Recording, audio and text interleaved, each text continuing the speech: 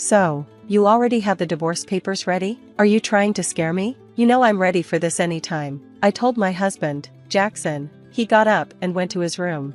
My name is Kamama, and I'm a 28-year-old office worker. I married Jackson a year ago. We met on a blind date and dated for a year and a half before he proposed. Even though I felt we might be getting married too soon, I accepted because I wanted to be married and have kids before turning 30. However, I later realized I should have been more careful. The first surprise came right after our wedding when Jackson suddenly decided to change his job. When I asked him why, he said he couldn't reach his full potential at his old job. He had already quit and would leave at the end of the month. Though he got a new job, his salary was lower than before. I didn't mind at first since I was also working, but then Jackson began asking me to quit my job. I would have been okay with quitting if he earned enough to support us both, but with his salary being lower, we couldn't manage on his income alone. We had rent, car payments, and other expenses to cover. Jackson promised his salary would increase soon, but we didn't know when. I told him I wouldn't quit until his income went up. He agreed but kept bringing it up. A year has passed, and his salary hasn't increased yet. He keeps asking, when are you going to quit? I'm tempted to joke and say now, but then tell him I'm kidding, because I can't afford to leave my job yet. If he wants me to quit so badly, he should focus on earning more. After some thought, I realized why Jackson was so insistent. He wanted me to quit so I could take care of his mother, Helen. Whenever we visited his parents, Jackson would say to her, I just want to make things easier for you, Mom. Helen would thank him, and Jackson would look at me, hinting that I should quit my job. He claims his mother needs help, but Helen is perfectly healthy. She works part-time, enjoys her hobbies, and has a very active life. She doesn't need my help at all. If I were in Helen's shoes, I'd feel upset being seen as someone who needs care when I'm perfectly capable. But Jackson kept insisting that I take care of her. If only one of us were home during the day, we could check on Mom every day, Jackson said. It became clear he wanted me to visit his parents' house daily, and that idea was exhausting. I asked him, Helen is perfectly healthy, so what exactly do you expect me to do? Jackson answered, there's plenty you could do, housework, running errands, and more. I pointed out that Helen works part-time and spends time with her friends, so she's not even home much. Jackson responded, even if she's not home, you could still do the housework, right? I was baffled. Was I supposed to be her maid? Jackson seemed overly concerned with impressing his parents. If he cared so much, why didn't he handle the household chores himself? I wasn't going to indulge his pride, so I kept working and avoided visiting his parents on my days off. However, I did visit them during holidays. When we went to his parents' house together, Jackson often assigned me tasks, cleaning, helping his mom, or running to the store, but I never did them. When he asked me to go to the store, I'd say, don't you know more about this area than I do? He would respond, it wouldn't make sense if I did it. It seemed like Jackson just wanted to control me and feel good about caring for his parents. Over time, I started to view him this way. One day, I boldly asked him, why don't you pitch in or quit your job to take care of your own mother? He looked uncomfortable and disgusted. That's not my job, he said. I'm giving you these tasks so my mom will think you're a considerate wife. You should appreciate how kind I am to you. In other words, Jackson wanted to dump all the hard work on me while showing off as a good son, but I'm not his servant, and I don't deserve to be treated poorly in front of my in-laws. If he kept making unreasonable demands, I knew I wouldn't stay silent. I'd stand up for myself. But even after discussing it with him, Jackson didn't change. He kept asking if I would quit my job and continued ordering me around when we visited his parents. I finally decided it was time to have a serious talk with him. Seriously, I think we need to talk about our future, I said. Jackson sounded annoyed as he replied, what are you even trying to say? I'm fed up. I'm tired of you always asking me when I'll quit my job and pushing me to take care of Helen, I explained. Why are you upset about that? You're my wife, and it's your duty to care for your husband's parents, Jackson replied. Don't you think that's a huge responsibility? Shouldn't you, as their actual child, be responsible for helping with housework and taking care of your own parents first? I asked. No way, it's the wife's duty. Don't you care about family? I'm really disappointed in you, Jackson said. Okay, then let me ask, how have you been taking care of my parents? If I asked you to care for them, would you do it? I questioned. Jackson looked at me blankly. What are you talking about? Why should a husband take care of his wife's parents? So, you're saying you won't take care of my parents now or ever? I pressed. Husband's parents and wife's parents are completely different, Jackson responded. What difference does that make? I don't get it, I said, frustrated. I didn't realize you were so clueless. It's like talking to my old boss, I continued. What are you saying? Jackson asked, confused. I'm saying the husband's parents should come first. You should also take care of your wife's parents, I clarified. What? So you only prioritize your own family? I'm disappointed in you. I won't visit your parents anymore, I stated. Huh, why would you do that? Enough is enough. I'm the one who wants you to stop this nonsense, I retorted. No way, how dare you talk back like that? My mom is right, Jackson shot back. Huh, your mom was talking about you. She said you're a badly behaved wife. That's why she gave me this, Jackson said, pulling out a piece of paper from his bag. It was divorce papers. What? You already had divorce papers ready? I was shocked. Jackson seemed proud. See? I scared you, didn't I? I'm ready for this anytime. Think about what you just said, Jackson declared smugly, before heading to his room. I couldn't believe how selfish Jackson was. The way he looked so proud with those divorce papers was clear. He was using them to control me and make me obey. And the fact that Helen was involved made me even more suspicious. It felt like Jackson was just following his mom's orders. I wasn't going to let him control me.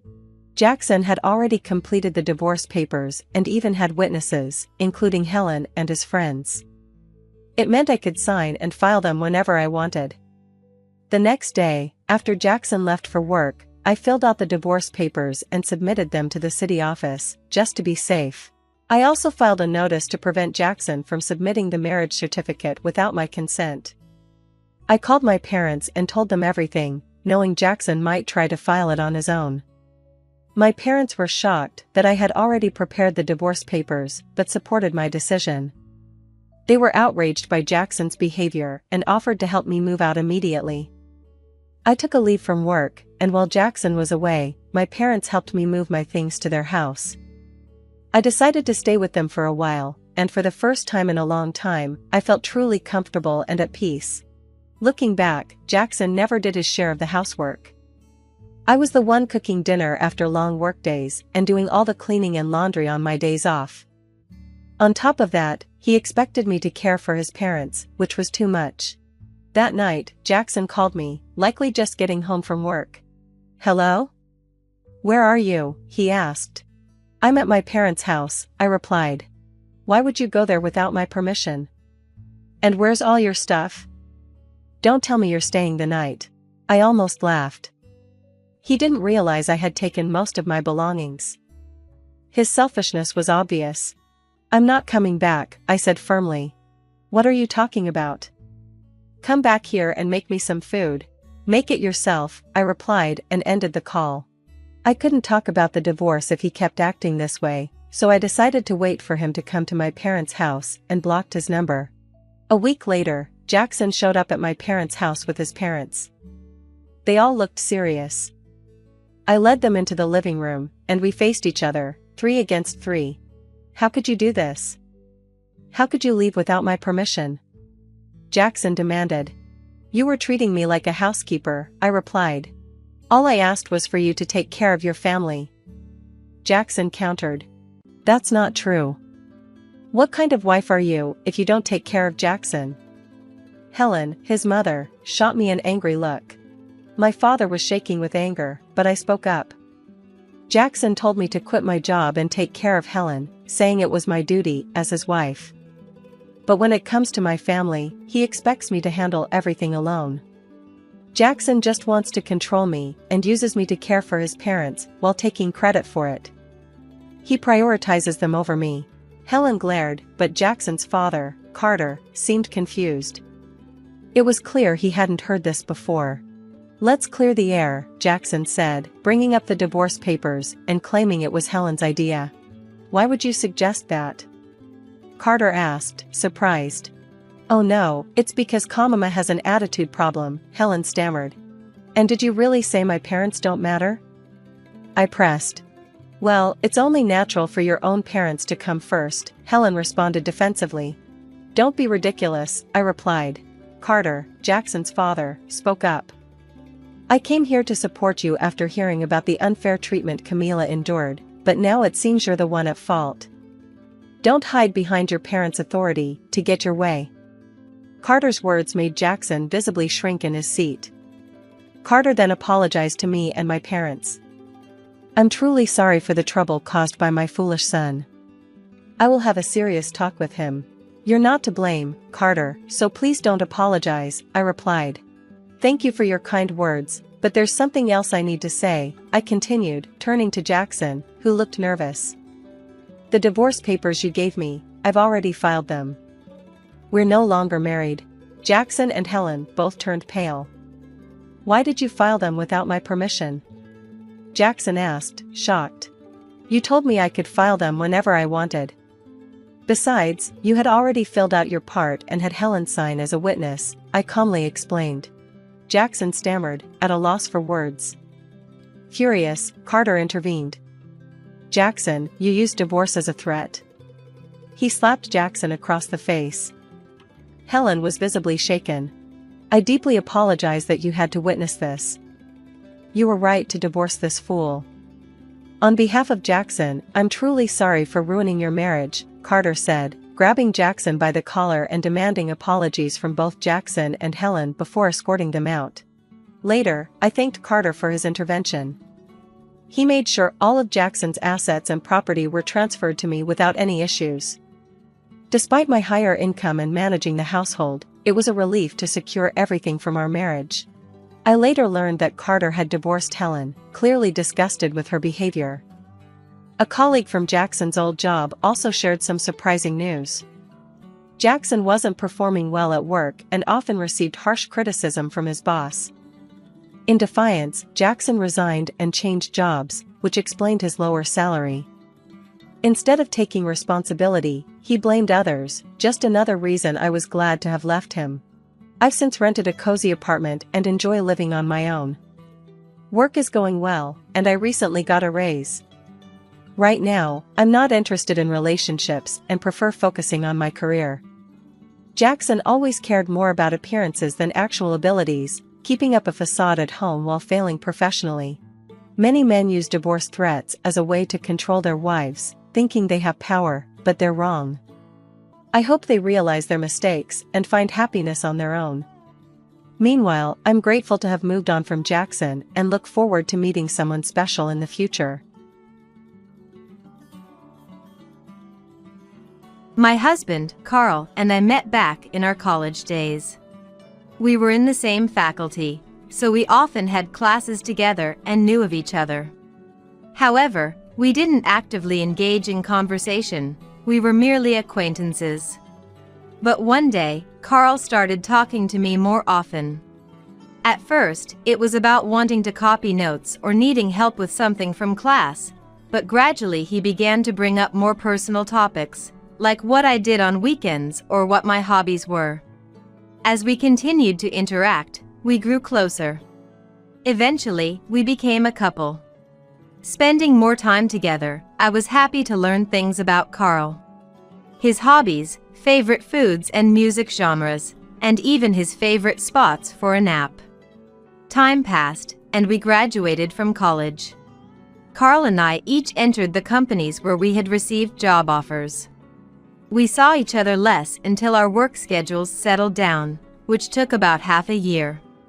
Once we could meet up more frequently, we started visiting tourist spots and spending time at home like we did in our college days. 3 years after graduation, Carl proposed, and we got married. Being a dual-income household, we decided to divide the household chores. Carl wasn't fond of cooking, so I took on all things related to meals, and he handled cleaning and laundry. Our relationship was great. I was so happy we could support each other in our lives, and I often thought how fortunate I was to have married such a wonderful man. At the same time, I hoped this life would continue forever. However, a few years later, our relationship took an unexpected turn. 3 years into our marriage, I was offered a department transfer. It would be busier, but with a higher salary and a chance for career advancement. When I told Carl, he was as happy for me as if it were his own news. That's great! I'm so happy for you! Really? Yes. It'll be busy, right? I can't cook, but leave the house stuff to me and focus on your work. Thank you. Carl seemed interested in my new department and threw a variety of questions my way, like, what kind of work will you do there? And, what kind of people are in that department? Not only did I appreciate Carl's understanding of my job, but I was also touched by his interest in it. A month later, I was working in my newly assigned department. There was a lot to learn on top of a hefty workload, and I was incredibly busy. It was busier than I had anticipated, and it was wearing me down mentally. However, a year after the department transfer, I had fully adapted to the new job and environment, regaining the leisurely lifestyle I once had. Work remained busy, but it was manageable once I got used to it.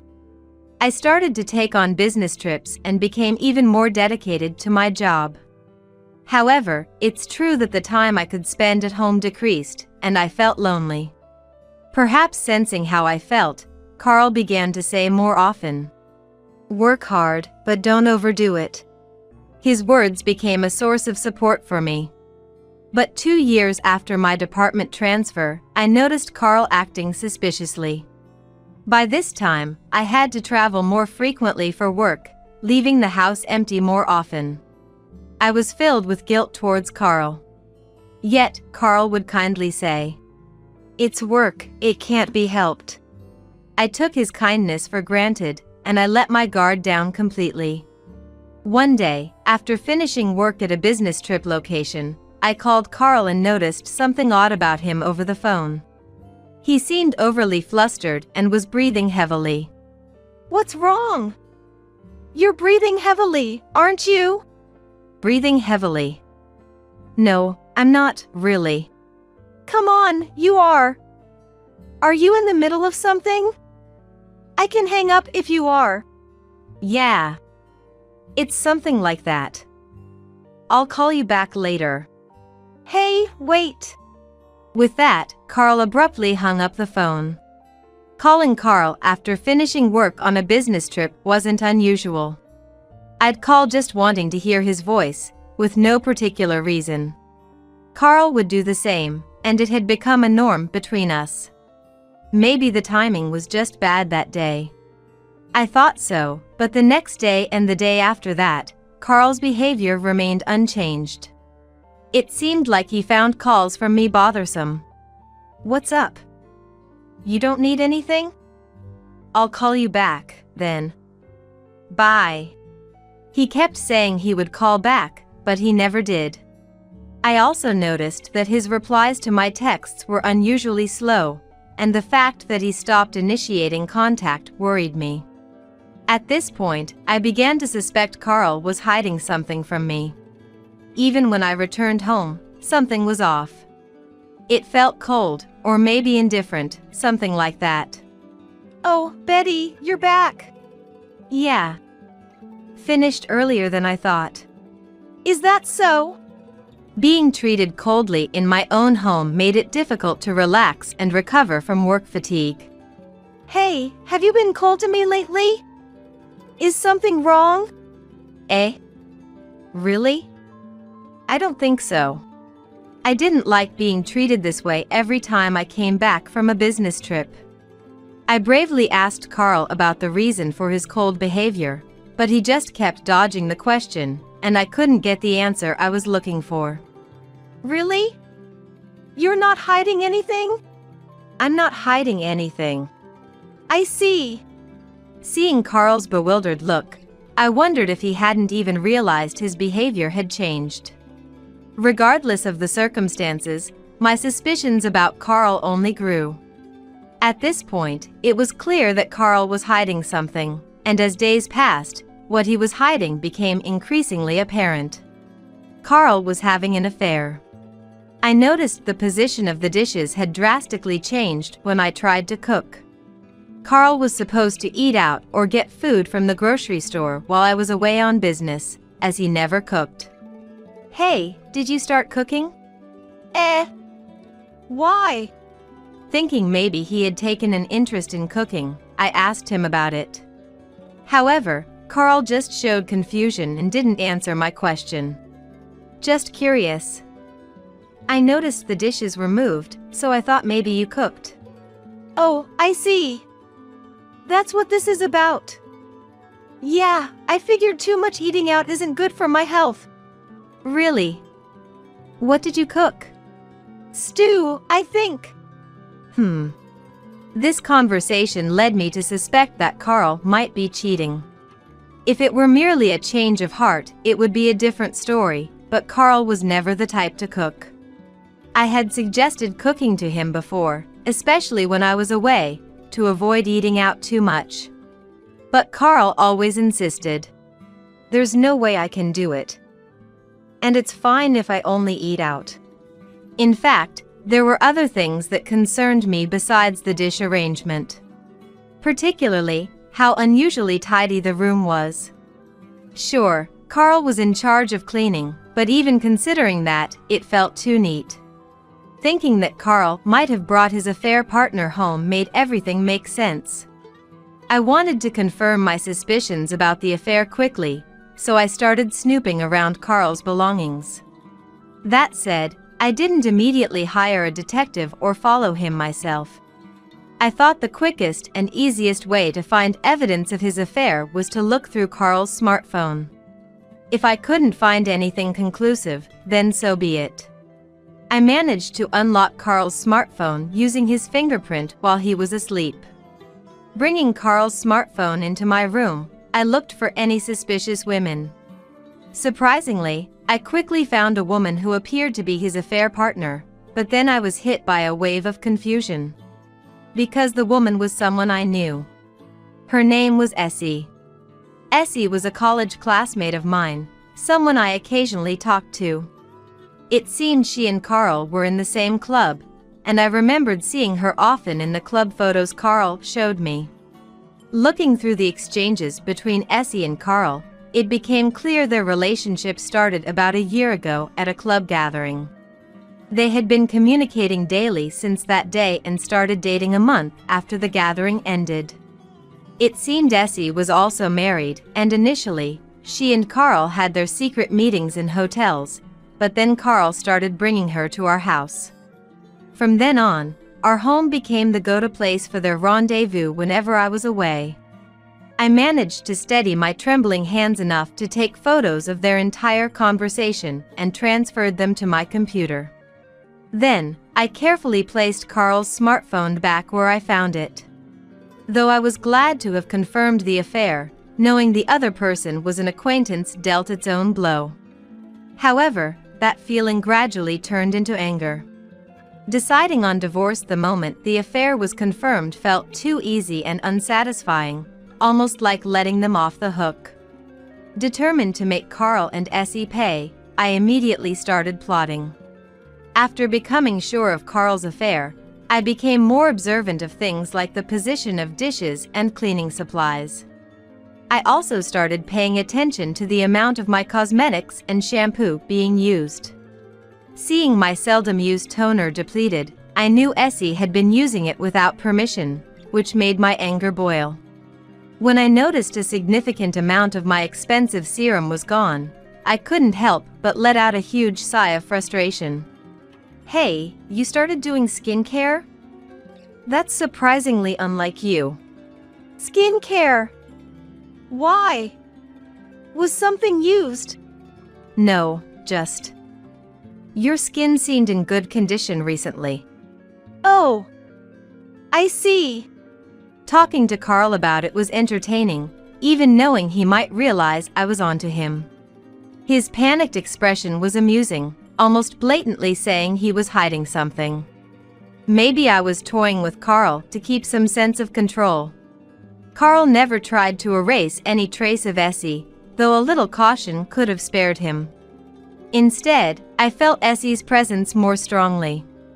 Leaving signs of cooking or finding hairs that belonged to neither Carl nor me in the bathroom made me doubt their effort to hide the affair.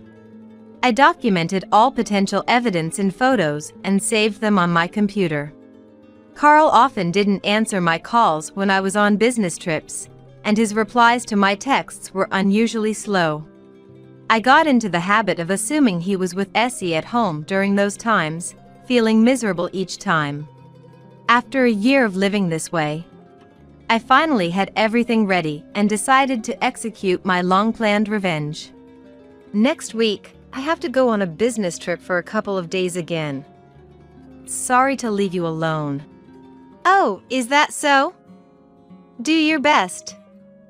Don't worry about me. When I mentioned the business trip, Carl seemed slightly happier. Maybe because he and Essie always met when I was away. In other words, they made sure not to meet any other time. That's why Carl was probably looking forward to my business trips more than anyone else. Are you sure? Won't you get lonely? What are you talking about? Hey, shouldn't you be preparing for your trip? Though I had no feelings left for Carl, I couldn't help but think he should at least pretend to be sad about it. I then pretended to prepare for the trip as Carl had suggested. Actually, going on a business trip was a lie. The days I told Carl I would be away were actually when I planned to work remotely. If Carl thought I was not home, there was a very high chance he would bring Essie over for their secret rendezvous. My idea of revenge was to burst in on them when they were in the midst of enjoying themselves and confront them with a divorce. I wondered if there was anything more I could do, but this plan seemed the most straightforward. On the day, I left the house with my large carry-on bag as I usually would when going on a business trip. See you in 2 days then. Yeah. Carl seemed quite restless, probably excited to see Essie. Essie's arrival time was predictable. On Carl's workdays, it was 7 p.m., and on his days off, it was 10 a.m. That day was Carl's day off, so she would likely arrive around 10 a.m. After working at a cafe until the expected time, I returned home, wondering if Essie had arrived. I quietly entered the house and unlocked the door. Right inside, I found a coat strewn about that I would never wear. I immediately knew it was Essie's and was secretly pleased my suspicion was correct. Then, I stealthily returned to my room and continued my remote work. This is amazing. I'm so glad Betty has so many business trips. Yeah. I'm happy we get to meet so much.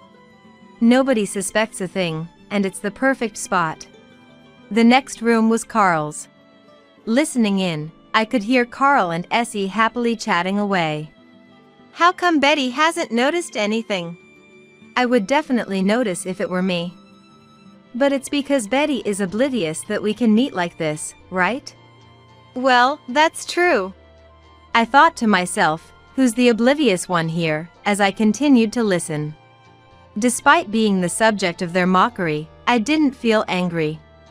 Probably too tense for any other emotion to surface. In a few minutes, their conversation dwindled. And in its place came the sound of rustling sheets and more intimate noises. I wanted to cover my ears but resisted. Minutes later, I heard their heavy breathing and knew their act was over. This was my moment, so I entered the next room. Hey! Betty! Why are you here? Wait, what? The moment they saw me, Carl was shocked, and Essie screamed, frantically trying to cover herself. Seems like you were having a good time. How long have you been here? Wait, why are you here? Weren't you supposed to be on a business trip? That was a lie. I knew you two were having an affair, so I thought I'd catch you in the act. No way! You said she hadn't noticed. That's what I thought. I heard everything you said earlier. Talking about me being oblivious and all that. Wait, so you knew from there? I heard everything you two were doing. The moment I said that, I could see both of their faces turn pale. First off, get dressed quickly. Another guest is coming, and we'll discuss the details then. A guest? Who do you think? It seemed Essie knew. But she probably didn't want to believe her guess and asked me anyway. You know, don't you? You probably at least have a guess. Anthony. Correct. I also called Anthony. Anthony is Essie's husband and was in the same college year as Carl and me. When I found out Carl's affair partner was the married Essie, I asked a friend who was close to Essie. That's how I quickly learned that Anthony was her husband. Along those lines, I told the friend about the situation, got Anthony's contact information, and got in touch with him. After telling Anthony about Essie's affair, his lack of surprise was striking. However, unexpectedly, when I mentioned wanting revenge, he agreed to join in. So, she really was doing it. I'm surprised it's with him, though. Did you know she was cheating? Kind of. I was thinking it was about time to do something about it. I'll help you, Betty. I've got a lot I want to say to Essie too. Watching them hurriedly get dressed, I remembered the conversation I had with Anthony. Neither Carl nor Essie attempted to flee. Once dressed, they quietly waited for Anthony to arrive. A few minutes later, the sound of the door opening signaled Anthony's entry, as I had left it unlocked for him. I had informed Anthony about the plan and the timing, so I felt relieved that things would proceed smoothly. Essie. What the hell are you doing? Anthony. Well, this is, I'm not asking you. I'm asking Essie. Anthony seemed angrier than I expected. With visible anger, he pressed Essie for answers. Overwhelmed by his intensity, Essie couldn't speak, but Anthony kept on pressing. I've been having an affair. Since when? Over a year ago. It started with that club gathering, didn't it? Yeah. Essie looked at Anthony as if wondering how he knew all this. You're too obvious. Coming home wearing men's perfume, suddenly changing your taste in clothes. Did you think I wouldn't notice?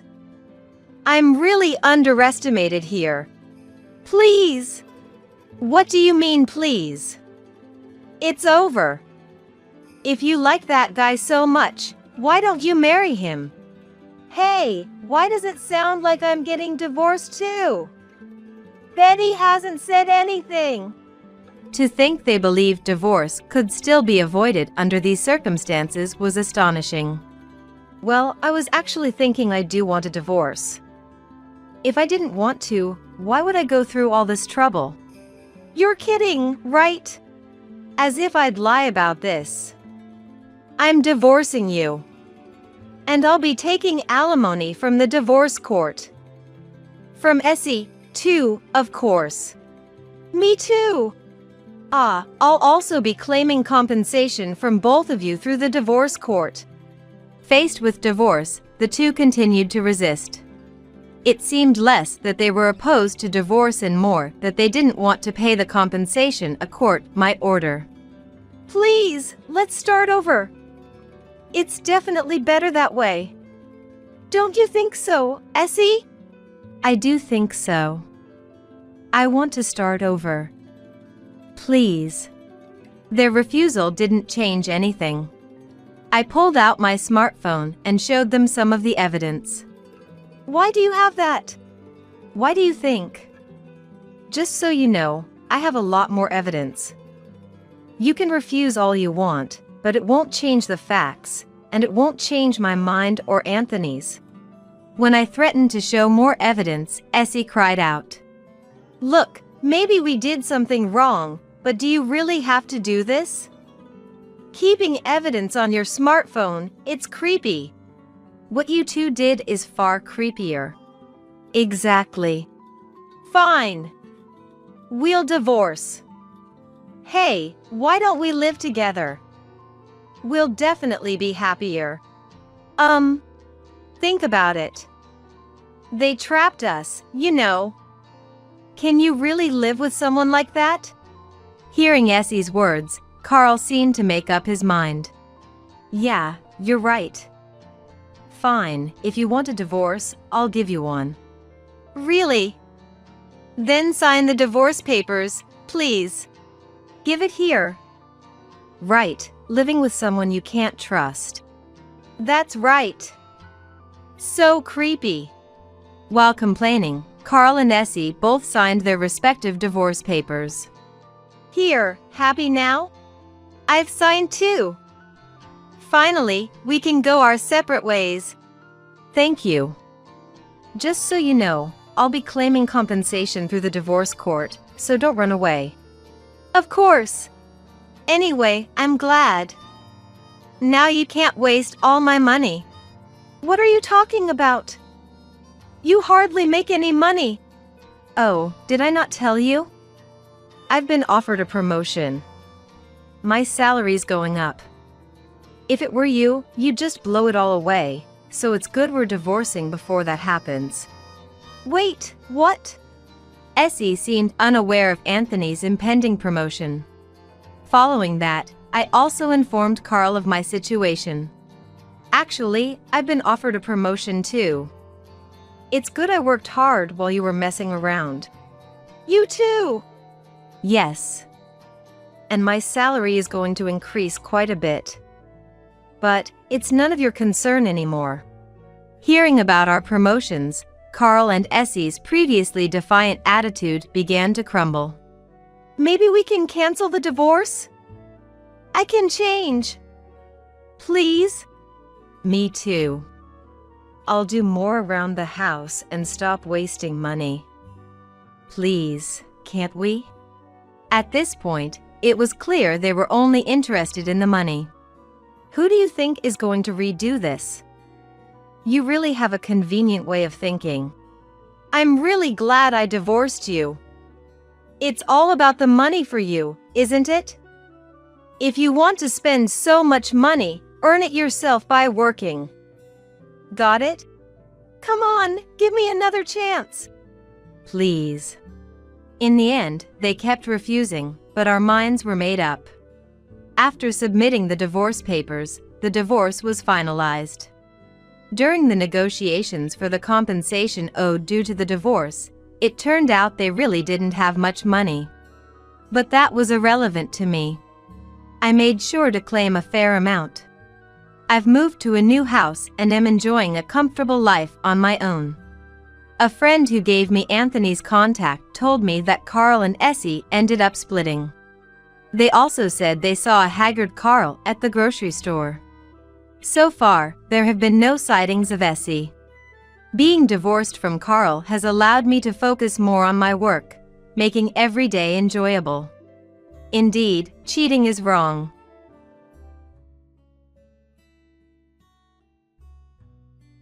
I'm part of this local organic extracurricular group. It's not like we're hardcore about only choosing organic or believing macrobiotic is the ultimate truth.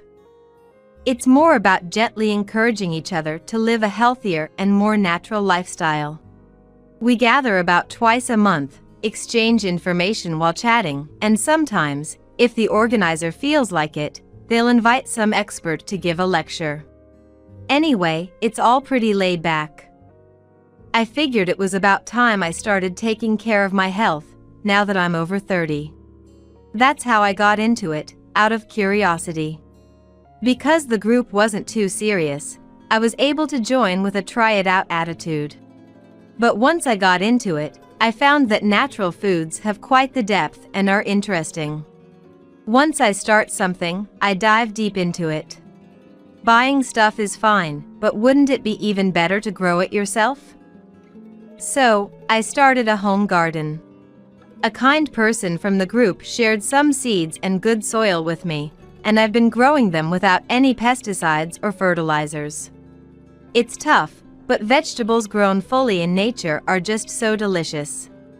Since joining the group, Keely has been enjoying this surprisingly fun natural food lifestyle.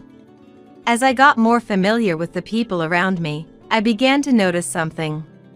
It seems there's a faker among us in the group. I've been living this natural food lifestyle for about 2 years now. I've made friends of my age in the group. Me, Stacy, Madeline, and Antonia. After we got close, we started having lunch together besides our activity days. But then, I noticed something. Among our group of friends, there's a pseudo-natural person. So, here's a quiz for you all of a sudden. Who is the faker? A conversation one day. I recommend that shop. They sell organic vegetables, various condiments, and even sweets, and they're all really delicious. Oh? Can you buy me something from there next time? I'd like to try it too. I heard about it from Stacy and tried it too. That organic sauce is really great. It made my cooking so much better. Ah, I saw your blog. As always, Antonia, you're good at cooking. Could you make some for me next time? I'd love to try. Well, what do you think? You might have guessed it. The answer is Madeline.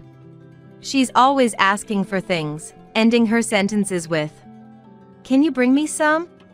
Quite often. Her introduction when she joined was, "I aim to live broadly but not deeply. I want to try a wide range of things." But she's too shallow, never trying anything herself. Especially since I grow vegetables at home, I seem to have become her favorite target. Initially, when we gathered, giving her a box of vegetables once a month was enough to satisfy her. So it wasn't too much of a nuisance. Though I was still not happy about it. But Madeline got a taste for it. Lately, there's been a weekly call for veggies. I could ignore the calls, but since we live close, she insists on coming to collect them the same day. I can't just ignore her when she shows up at my house. And since Madeline faithfully practices her broad but not deep approach, leading the group within our extracurricular activities, she knows a lot of people. If I refused, it was almost certain that she'd spread rumors like, "That person is so stingy, won't even share a few vegetables." Afraid of ruining my good standing in the fun group, I ended up giving her the vegetables as she asked. But Madeline's demands knew no bounds. Eventually, she started showing up every 3 days, taking home a large haul of vegetables. Given it's a home garden, there's only so much we can harvest. At this rate, we'd run out of vegetables for ourselves. Unable to bear it any longer, Healy sought advice from Stacy and Antonia. "If we leave her be, she'll just get worse. We need to stand up to her now." Exactly. If she starts spreading rumors among the others in the group, we'll explain the situation to them. Encouraged by their words, I confronted Madeline at the next group meeting, with the two of them by my side. "Madeline, please stop. It's problematic when you take the vegetables I've carefully grown as you please. I can't give you any more vegetables." As expected, Madeline threatened. "Keely, I never knew you were so stingy." "That's terrible. I'm disappointed. I'll have to make sure everyone in the group knows about this. Are you okay with that, Keely?" However, "Do what you like. But we stand with Keely.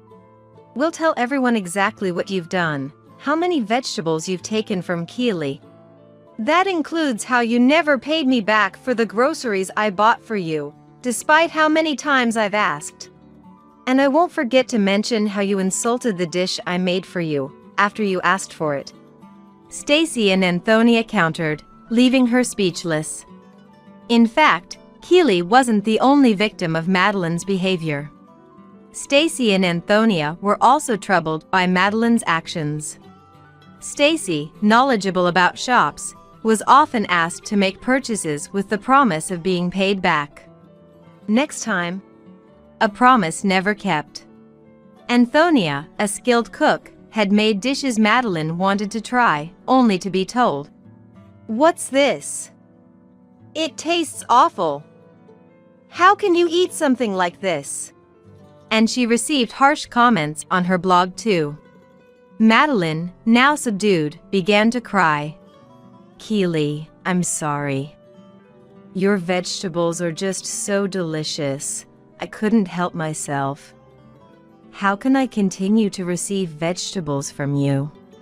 she asked, and honestly, being told my vegetables were delicious wasn't the worst feeling. And seeing her so sad, I couldn't help but feel a bit sorry for her. "So, I can't give them away for free, but if you pay for them, I'll be happy to share the vegetables," I decided. Hearing this, Madeline brightened up and with a big smile said, "Thank you." And she is happy about it. Keely thought, well, if she's learned her lesson and it means my friends get to enjoy tasty vegetables, then it's all good. But Madeline had more tricks up her sleeve. One day, coming back from work and checking the garden, I was shocked. All the vegetables ready for harvest were gone. Staring dumbfounded at my garden, a neighbor approached me. We often exchanged items and were close acquaintances in the neighborhood. "I saw a woman with a pink jacket and short hair harvesting. Look, this person." Apparently thinking it might be a thief, they took a photo with their smartphone. Privacy concerns aside. What an amazing lady. Well, as you might guess, the person in the photo was unmistakably Madeline. I couldn't believe she'd stooped to stealing. What were those tears about? Furious, Keely immediately called Madeline. "Madeline, after all that talk, you resort to theft when you can't get them for free? Give back the vegetables right now." I yelled into the phone, overwhelmed by anger, but Madeline responded calmly. "I just happened to pass by and decided to take some vegetables on the way. You said it's fine as long as I pay, right? I've put the money for the vegetables in your mailbox." Feeling guilty for lashing out if she had indeed left the money, I ended the call to check the mailbox. Inside was a souvenir-like box with money written in large letters on it. Curious, I opened it. I couldn't help but scream. Inside was a mass of donuts, so moldy they seemed like moss-covered rocks. I immediately called Madeline again. Then she said, "The payment is 1 box of donuts. It was a gift, but it's worth about $30, so it's more than enough for the vegetables, isn't it?" Mold as payment, what a joke. "Then you eat them," I thought, barely containing my anger. "Oh? They were fine when I put them there. Maybe the humidity at your place is bad, and they got moldy quickly? It's not my fault, so it can't be helped," she replied, and I was so tired of dealing with her that I just hung up, giving up. I couldn't stay silent after being mocked to this extent. I resolved to get back at Madeline, no matter what. Recently, Keely had picked up a new hobby. Prompted by a fellow extracurricular activity member, she started beekeeping. It's a simpler extension of the home garden, but she could actually harvest honey. Keely's natural food lifestyle seemed to be leveling up even more. I shared the story of the vegetable theft with Stacy and Antonia, and we decided to dissolve our group with Madeline. Not that we explicitly ostracized her, we'd still talk if she approached us. But we made sure never to bring up beekeeping near her, knowing it would just tempt her again. However, in such a small world as our extracurricular activities, information somehow leaked, and one day Madeline approached me. "Keely, you're making honey? Don't be shy. Why didn't you tell me?" she said with a smile, so I tried to ignore her with a smile of my own, but, "Could you bring me a jar next time?" Of course, she had to ask. I politely refused. I'm not seriously into beekeeping, and the honey I get is just a small amount. If she took as much as she did with the vegetables, I'd run out in no time. I'm stretched thin just sharing with Stacy and Antonia. And no matter how much I have, I wouldn't want to give any to Madeline. It seems she saw me giving some to the others. That's so mean to play favorites. She cried, but I ignored her. She left, complaining. A few days later, something was missing from Keely's garden. Knowing the culprit, Keely didn't hesitate to call. Madeline, do you know what happened to the large jar from my garden? As if she was waiting for it. Ah, the big honey jar? I just happened to pass by and took it. Clearly, Madeline was the culprit. I could almost see her smirking face. What? You stole again? I gave her exactly what she wanted by reacting. Predictably. As long as I pay, it's fine, right? I've put the money in your mailbox, she said. Well, I had already checked the mailbox, expecting this. Inside was another money box, which smelled horribly of mold from the outside, so it went straight to the trash without opening. Same old trick, how dull. But, did you know? You see Winnie the Pooh enjoying honey from a big jar, but nowadays, it's rare to store honey in such an obvious jar. So, what kind of jar did Madeline take, you might wonder? Here's how it went down. Don't open that jar, I strongly insisted. Eh? Why? Madeline sounded amused by my distress. Don't open it. Maybe I'll just open it? Don't open it. Maybe I will. Absolutely do not open it. I'm going to open it. Ah, she did it. The scream I heard over the phone was far beyond any cry I could muster. Well, to be clear, this jar was a trap. I figured Madeline would definitely come for the honey. And if she found something resembling it, she'd surely take it. That's why I set it up. I bought a cheap jar from the store, painted it with colors using Winnie the Pooh as a model, and even varnished the rim to give it that honey-dripped look. It's been years since I last did a craft project like this. By the way, instead of honey, I wrote funny on the jar. I wonder if she noticed. But, no matter how much it looked the part, Madeline would surely find it odd if the jar was empty inside. So, I made sure to fill it up with plenty. Of course, it wasn't honey. It would be a waste to use the honey I meticulously made just to trap Madeline. So, what did Keely fill it with? Well, since I was giving Madeline the jar to take home, I might as well return something she deserved. What did I put inside, you ask? Out of the surprise jar, not a jack-in-the-box, a mysterious green object appeared. Not just a moss-covered stone, but a donut covered in mold. The honey jar was stuffed full of moldy donuts. Just imagining it is terrifying. Further horrors awaited Madeline. Even if rotten, the donuts were still sweet. With such things in the garden, they wouldn't just sit by silently. What is this, a joke? Madeline was furiously loud for a while before suddenly going quiet. Then, I wondered what happened when a tremendous scream erupted. So what happened? Ants, ants! They were swarming. The ants. Actually, this was unexpected. I intended to trouble her with moldy donuts by setting up the jar trap. Right. Leaving a donut jar in the garden would attract ants. It wasn't my intention, but while the jar was waiting for Madeline in the garden, ants were drawn to the donuts. Thus, the ultimate trap was born, moldy donuts with a side of ants.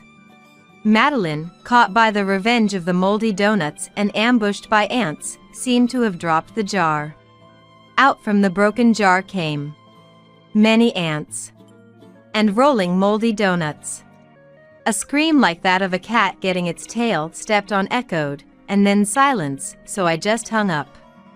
Well, the donuts were a modest thank you to the ants for their cooperation. Probably they won't get sick from it. I hope they enjoyed it. Haunted by the jar full of ants, Madeline never came near Keely's garden again. From today on, you'll be the one taking care of Mom. Caden's wife, Bonnie, said to their younger brother Danny, forcefully pushing the wheelchair I was sitting in towards him. Wait a minute. I can't just suddenly take on that responsibility. Give me a little more time. Before Danny could finish, Caden and Bonnie got into their car and drove away. It all happened in the blink of an eye. Caden had always been somewhat indifferent. But to think that he would abandon his own mother, me. Danny's wife, Cindy, poked her head out from the room on the left side of the entrance, laughing. Caden and Bonnie really don't get it, do they? Cindy's remark made me laugh too. She was absolutely right. I'm glad we prepared for this in advance. Caden and Bonnie will soon regret what they've done. I never imagined I'd end up in a wheelchair. A few years ago, I, Agnes, had an accident on my way home from work and lost the ability to move my lower body. Since then, I've had to live life in a wheelchair. Being forced into this new lifestyle at nearly 60 was challenging at first. I was already divorced from my gambling addict husband, and both of my children had married and moved out. I didn't always have someone to rely on, which only added to my despair. During this time, my younger son Danny and his wife Cindy were there for me. Mom, are you okay? If there's anything we can do, just let us know. They would come over during breaks from their work, Danny and Cindy would say, taking care of the house. Danny, who had just started his own business and was incredibly busy, was nevertheless dedicated in looking after me. When Danny and Cindy couldn't come, they arranged for a home caregiver to ensure I was never in need. Helping a family in trouble is just what you do. That's right, Agnes.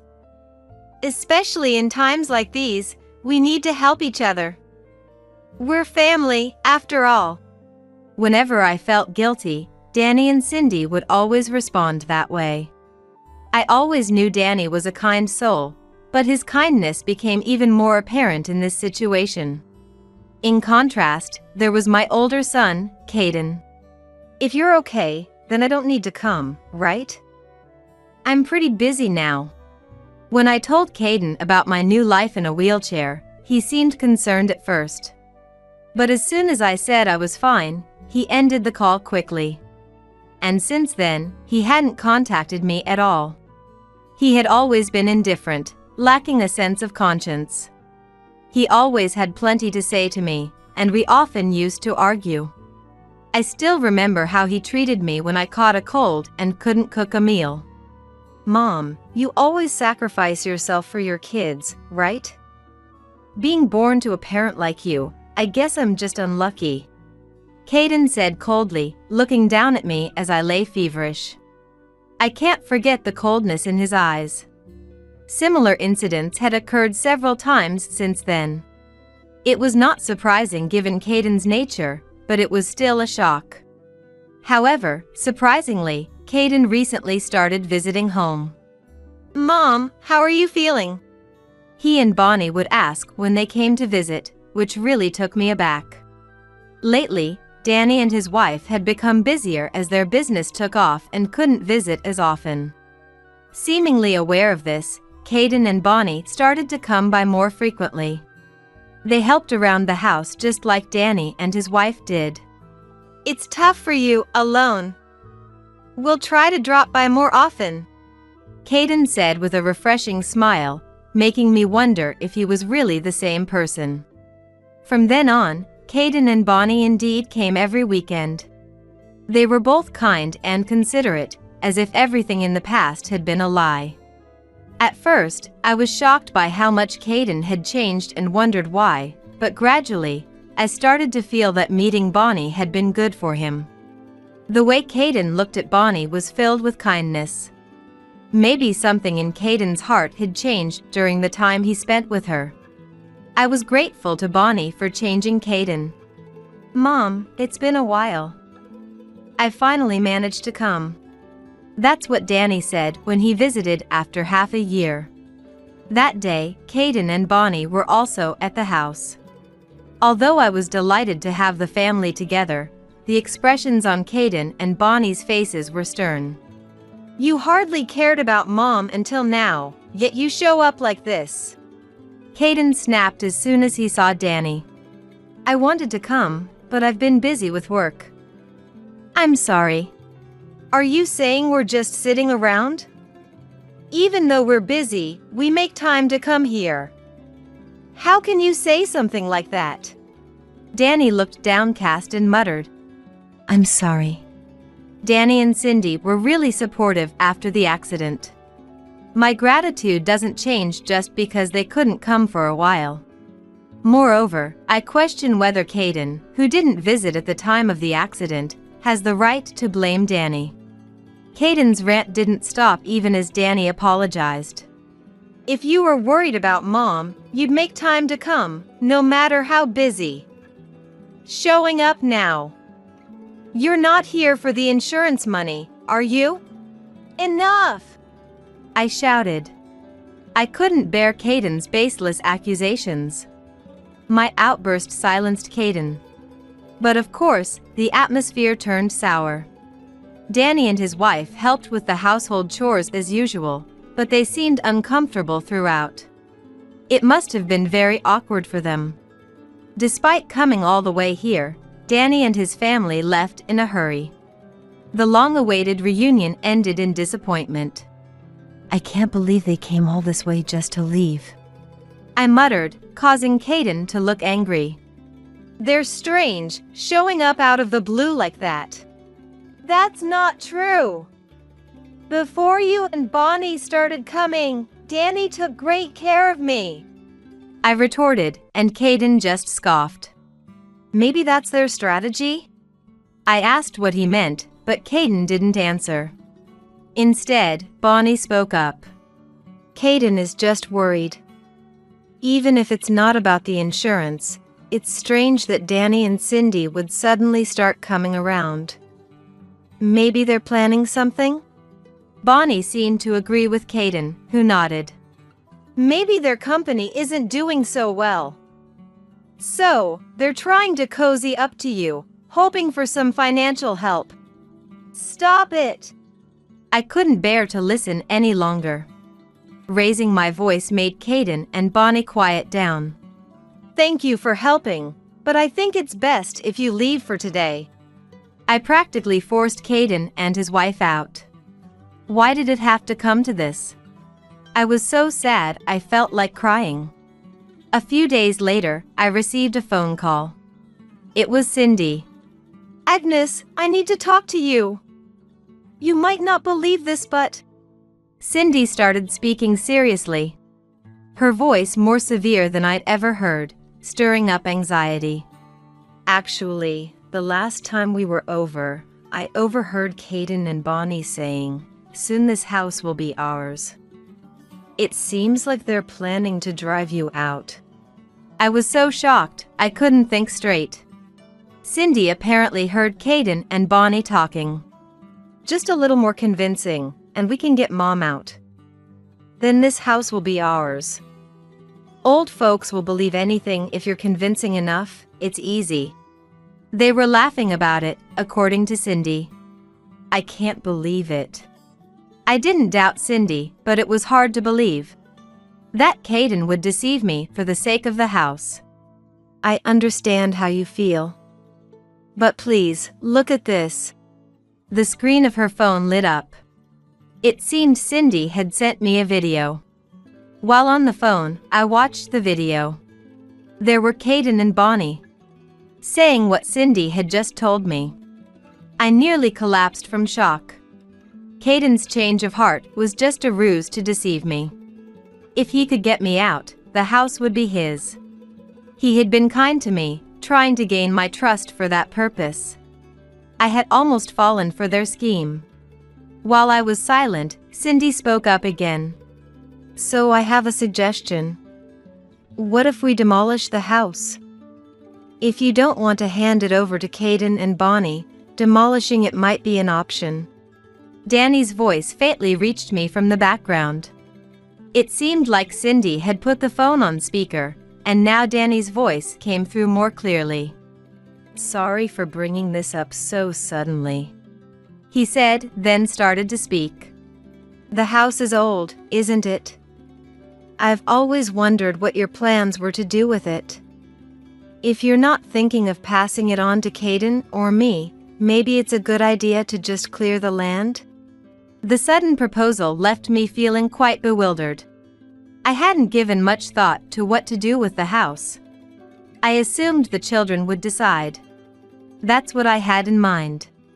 So being asked to make a decision so suddenly left me puzzled. It's a big decision, so take your time. But please be careful around Caden and Bonnie. You never know what they're planning. With those parting words, Danny hung up. For about a week, I pondered deeply. This house was bought with hard work by both of us before my husband got hooked on gambling. It's filled with both good and bad memories. What's the best thing to do? While caressing the pillar where Caden and Danny's heights were marked, I kept thinking. Even during that week, Caden and Bonnie kept visiting. Danny and Cindy have been coming around a lot lately. Wonder what they're up to. Maybe they're after your money. You shouldn't give in to them. Bonnie's smile stirred anger within me. It's you two who are trying to take from me, isn't it? I endured and tried to behave normally. Knowing Caden and Bonnie's true intentions made their kindness feel deceitful. Rather than letting Caden and Bonnie have their way with the house, I might as well. I made up my mind, picked up my mobile phone, and made a call. After a while, Caden and his group came to the house again. As soon as they entered, Caden started calling Danny. Danny, I have something important to discuss. Can I come over to your place? Caden spoke briefly with Danny and then hung up. We'd like to have an important discussion with Danny and his family. It involves you, Agnes, so we'd like you to join us. With those words, Bonnie smiled. I obediently got into the car, as told. It took about 3 hours to drive to Danny's house. Danny and Cindy had been commuting this distance for us. Thinking about it made me feel grateful yet somewhat guilty, a strange mix of emotions. Upon reaching Danny's house, without waiting for Bonnie and me to get out of the car, Caden briskly walked towards the entrance. As soon as Danny appeared, Caden said, "From today on, you'll be the one taking care of Mom." Bonnie pushed the wheelchair I was sitting in towards Danny, as if thrusting me at him. Just wait a minute. You can't just spring this on me. We need to talk more. Danny was cut off mid-sentence as Bonnie began to speak. This is assisted living, isn't it? It was so difficult to get here with the house being near the mountains. We've done our part in taking care of Agnes. Now it's your turn. With a dismissive smile, Bonnie said this, and then she and Caden got into their car and left. It all happened so fast. Left behind, I was welcomed into Danny's home. I can't believe they actually left you, Danny murmured with disappointment. Footsteps echoed as Cindy came out of a room on the left side of the entrance. Laughing. Caden and Bonnie really don't get it, do they? Cindy laughed so much that I ended up laughing too. I wondered how they would react when they realized things didn't go as they planned. Just imagining it made me laugh even more. Danny, who had believed in Caden until the end, watched us with a complex expression. Mom! What's going on? It was about 5 days after I was kicked out of the house that I got a call from Caden. What's wrong? What's going on? I tried to sound as calm as possible. Caden seemed irritated. What do you mean, what's going on, damn it? He muttered. Just now, some company showed up at the house saying they're starting demolition work and kicked us out. The company Caden was talking about must have been the one I had arranged. Following Danny's suggestion, I had decided to demolish the house. I had managed to complete the procedures before Caden and his wife could take over, feeling relieved, but then they showed up. What's going on? We were planning to live in that house. We even gave up our apartment. What are you going to do about it? It turned out that Caden and Bonnie, after kicking me out, had moved their belongings into the house and started living there. But today, they were relaxing at home when the company arrived and were unceremoniously kicked out. I have no idea about that. I just decided what to do with the house and chose to demolish it. Caden, infuriated by my calm response, started yelling over the phone. Don't mess around! That house is mine too! Don't do whatever you want! Who's the one being unreasonable? Kicking me out of the house and trying to make it your own. That house was bought with hard work by me and Dad. I'll do what I want with it. I shouted this into the mobile phone and then hung up. After that, Caden kept calling and emailing me. I was taking care of you. The least you could do is give me the house. When I received that email, I felt unbearable anger. I appreciate the help you gave. But that's separate from the house. I don't want to see the face of someone trying to deceive their parent. I don't want to see your wife's face either. Goodbye. That was my reply. Before Caden could contact me again, I set my phone to block his calls. Unable to reach me, Caden apparently visited Danny's house several times, but no one was there anymore. We had already moved. Lost and without options, Caden eventually left. When I told Danny about my decision to demolish the house, he made another suggestion. Cindy and I were talking, and we were wondering, Mom, would you like to work at my company? I was taken aback by Danny's sudden offer. That's a generous offer, but are you sure? Our company's administrative department just had a vacancy. It was unexpected, and we haven't even posted a job listing yet. You've always worked as an administrative officer, Mom, so it seemed like a perfect fit.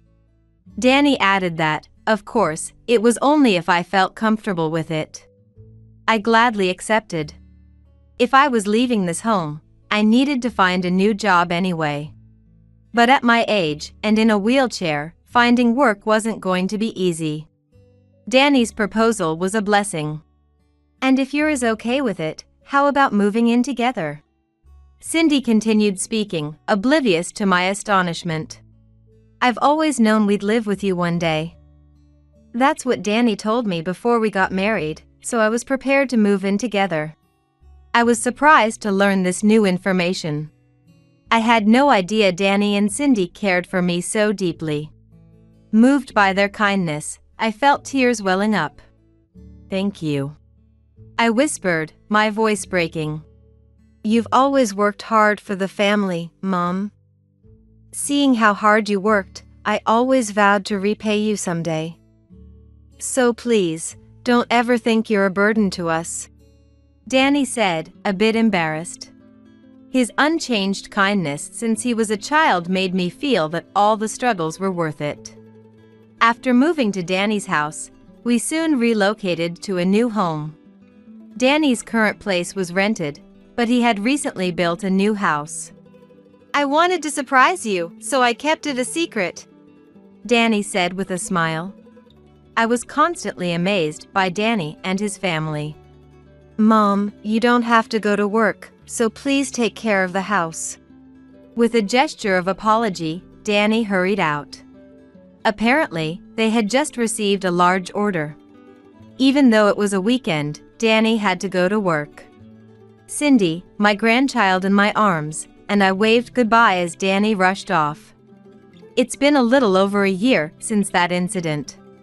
In that time, Danny and Cindy had a beautiful child, and Cindy is now focused on parenting. The baby's big eyes are just like Cindy's, and the mouth is a spitting image of Danny. The baby has the best features of both, a truly adorable face. Raising a child now is different from when I did it. Everything is more convenient, and with 3 adults around, it's easier to give the child undivided attention, creating a loving and peaceful home. I look forward to watching my grandchild grow, and I'm enjoying my current job. I can't afford to tire out yet.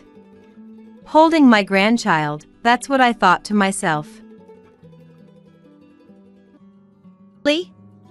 Being late because you were helping a pregnant woman on the side of the road is such a cliché excuse.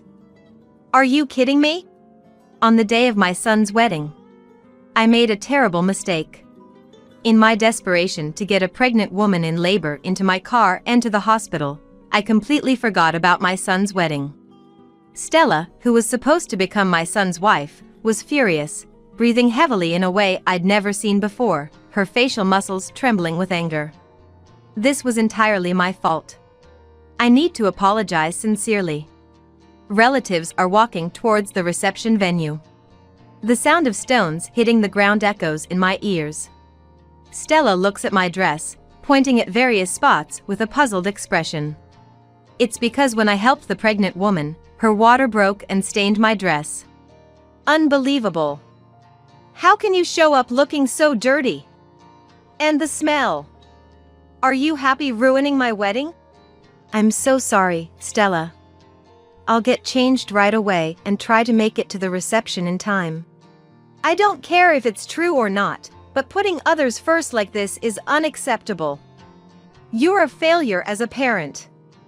Please leave immediately without showing your face to Joseph. Stella, in her dress, removed a hair ornament she was wearing and threw it at me. The hair ornament must have been light and landed at my feet. If it were me, I'd come here no matter if someone had collapsed in the middle of the road or if there was a car accident. Today is that important of a day. Her anger didn't subside, and she grabbed stones from the ground and threw them at my face with all her might. Ouch, Stella, stop! I shield my face and get into my car. After hitting the car's windshield hard. Go home! Stella yelled. I gripped the steering wheel. It seems I won't be able to attend my son's wedding, and my relationship with Stella is completely broken. But, if my son Joseph can be happy, then this is for the best. It's all my fault today. I should just go home. Just as I was thinking this, there was a small knock on the passenger side window. It was a very unexpected person. My name is Scarlett.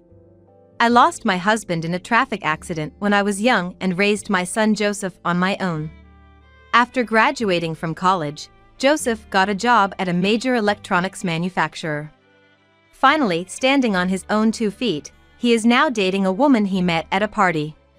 The fact that my son became independent made me let my guard down, and the pain in my body I had been ignoring until now has started to stand out recently. I quit my job as a nurse, which I had been doing for a long time, and am unemployed now. I'm living modestly, dipping into my savings. It's regrettable that I have to rely somewhat on Joseph's income. In my mind, my son is still the boy who would call out, "Mom!" and happily bring me snacks from the candy corner. My cute son of those times and the Joseph now with his stubble are the same person, right? I think to myself. Joseph, after work at night, always wears the same gray sweatpants and drinks while watching TV. But on weekends, he takes a shower in the morning, shaves his beard meticulously, and takes care of his eyebrows. He spends over 30 minutes in front of the mirror, then goes straight back to his room. After changing into a neat appearance, he comes out satisfied, takes out coffee from the fridge, and pours it into a cup. Going out today? A date? It's not really a date. I'm thinking of taking a walk along the river with her. After drinking the coffee heartily enough that I can hear it going down his throat, he brushes his teeth and then hurries off to meet his girlfriend. I take the newspaper out of the mailbox, pull out today's flyers, and put on my glasses. Now, which supermarket has the best deals today? Ever since I got married, it has been my daily routine to check the flyers like this every morning. meat from this supermarket, vegetables from that one. After marking some flyers with a red pen, I suddenly tilt my head. Dressing up just for a walk. Does she really enjoy that? Joseph never wastes money unnecessarily, perhaps because I always nag him about saving money. As a child, he showed no interest in toys or video games, instead drawing on the back of newspaper flyers every day. Even his pencils and paints were hand-me-downs from a neighbor. Yet, Joseph never complained and seemed happy drawing every day. That day, I was cleaning from the morning, and by mid-afternoon, the doorbell rang. Who could it be? I wondered, opening the door to find Joseph standing there. What is it? Why did you ring the doorbell? Mom. There's someone I want you to meet. With a slightly embarrassed expression, Joseph introduced a young woman wearing a white dress standing behind him. Her slender, delicate arms suited the white dress perfectly. Despite it being the middle of winter, the woman, dressed in just a thin dress and a lace shawl, looked as beautiful as a fairy. Hello. My name is Stella. I'm dating Joseph. It's nice to meet you. The woman who introduced herself as Stella greeted me with a clear voice and a lovely smile. Joseph then said to Stella, "Please, come in," and led her to the living room. As I was looking for some snacks to serve them, Joseph came into the kitchen, so I playfully tapped his head. If you were going to bring someone, you should have told me. I'm completely unprepared when you just show up like this. Eh? Oh, sorry. Stella didn't want to tell you about coming over because she wanted to see our home as it is. As it is, huh? I'm relieved I cleaned up in the morning. As we talked a bit, Joseph, with a serious look, told me he was considering marrying Stella. Joseph is over 30 now, and I had been bracing myself for a day like this to come. Still, the thought that the days of just mom and son might be coming to an end. It makes my heart ache a bit. Suddenly, Joseph's mobile phone rang, and he excused himself saying, "Sorry. It's a call from work," and left the room. Left alone with Stella, we chatted about trivial things until Stella pointed at a painting of the sea on the wall drawn by Joseph. Is that one drawn by Joseph? Yes, it is. It's a bit see-through on the back because it's drawn on the back of a flyer, but it's a nice painting, isn't it? Stella stood up to take a closer look at the painting Joseph had made. A blue sea and a blue sky. Nothing else, just an expanse of sea painted entirely with blue paint. The blue sea spread out with just blue, and in the blue sky, 2 small clouds floated. Joseph and I went to the beach for a swim just once when he was a child. I explained to Stella that this was a painting of the sea from that time. After silently staring at the painting for a while, Stella sat down quietly in front of me and said, "This painting is very sad." Eh? Really? Oh, I always thought it was a happy painting of us playing at the beach. Is that so? Normally, if you go to the beach, wouldn't you draw yourself swimming? Stella said this to me as if making a clear statement. In this painting of the sea, there is only the blue sky and the blue sea.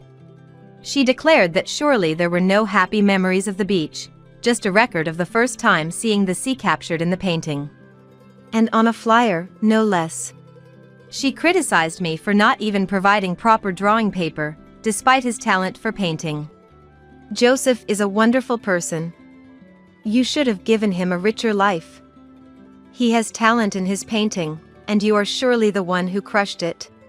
That's not. Joseph never said he wanted to study painting seriously. I thought it was just a hobby. Surely he understood from a young age that the household was poor. Being raised in a single-parent home must have been hard for Joseph. Stella took out a clean white handkerchief from her bag and pressed it against her slightly moist eyes. Until Joseph returned from his call, Stella explained how Joseph has always been frugal. Listening to her, I was filled with remorse from the bottom of my heart. I was a saver, and I had instilled that in Joseph. Having been like this since childhood, perhaps Joseph, even as an adult, naturally practices it and is called a saver by everyone. Maybe Joseph had been complaining to Stella about not being able to afford luxuries as a child. Perhaps I was indeed a terrible mom, as Stella said. Joseph came back after finishing his call. Stella, as if forgetting all our previous conversation, asked if there was an old album of Joseph's childhood or something. While looking through the nostalgic old albums, Joseph and Stella talked happily about what photos to use for their wedding. Stella seems not to have a job and lives at her parents' house, helping with household chores. Thrifty Joseph and Stella, who lives with her parents, seem to make an effort not to spend money, often walking in the neighborhood park. Looking at photos of Joseph when he was young in the album. "We walked here the other day," she says with a gentle smile, truly angelic. A whole year was about to pass since our first meeting. Joseph and Stella continued to date smoothly, and from what I've heard, they got along well without any major arguments. Sometimes when they came to visit, Stella would look at the painting of the sea on the wall and murmur sadly, "Poor thing." So one day, I took it down from the wall and hid it in a corner of a shelf. I wanted to avoid anything that might worsen Stella's impression of me. Later, I had the chance to meet Stella's parents. Stella's parents seemed kind and gentle, impressed by how I had raised my son alone after losing my husband at a young age. Stella, not seeming amused, listened in silence. Even now, with the wedding imminent, a heavy atmosphere lingered between me and her. Then came the wedding day. The weather forecast promised clear skies all day. Blessed with fantastic weather, it was warm and pleasant despite being midwinter, with no wind. I managed to dress myself in a gown borrowed from a relative and wore sneakers to drive to the venue. I left home with more than an hour to spare. On the way, I stopped at a grocery store to buy a drink and noticed a woman crouched in a corner of the parking lot. I thought she was just sitting, but I could faintly hear moaning, so I approached. "Are you okay?" The woman sitting didn't respond to my voice. Instead, she was breathing heavily, desperately gripping the hem of her dress. I realized she was pregnant, and that she had just gone into labor. I was a nurse once, so I've seen this situation many times. In as calm a voice as I could muster, I smiled and said, "Can you get into my car? I'll take you to the hospital." The pregnant woman looked surprised, but then told me her regular doctor was at the city hospital. After laying her in the back seat, it seemed her water had broken, as amniotic fluid dripped down her thighs. I rushed back into the grocery store to buy a towel, and wrapped it around her waist. After calling the hospital to inform them of her condition, I started driving. Lying down, she was contacting what seemed to be her husband on her mobile phone. I considered calling an ambulance, but decided driving her myself would be faster since the roads were clear. "It's okay, calm down. We'll be at the hospital soon. Just breathe deeply and try to relax. Let me know if you're cold, I can lend you my jacket or anything." In the car, I kept encouraging the pregnant woman. Upon reaching the hospital, I quickly handed her over to the medical staff waiting in the parking lot, and I felt a wave of exhaustion as the tension left me. After explaining the situation to the nurses, I was sitting in the waiting room resting and drinking juice, when two men approached me. They were the husband and father of the woman I had just helped. Both in suits, they must have been at work. They bowed repeatedly. "Thank you so much." Thanking me. I mentioned I used to be a nurse. "She will definitely give birth safely." And smiled. Then I noticed something. The father, an elderly man, was dressed in formal attire. Seeing him, I snapped back to reality and remembered. Right, I must hurry to the venue or I'll be terribly late. Cutting short their words of thanks, I said, "Sorry, I have to be somewhere," and quickly returned to my car to rush to the venue. Despite my haste, I arrived significantly late. The group photos were already done, and they were about to move to the reception. Then, I saw Stella in her wedding dress. Her face, peeking out from the pure white dress, was even more beautiful than usual, taking my breath away. Escorted by the staff, she walked step by step, like a lily flower in bloom. But the next moment, Stella's eyes met mine exactly. Then, ignoring the staff, she ran towards me with a face filled with anger. "I'm sorry, you see.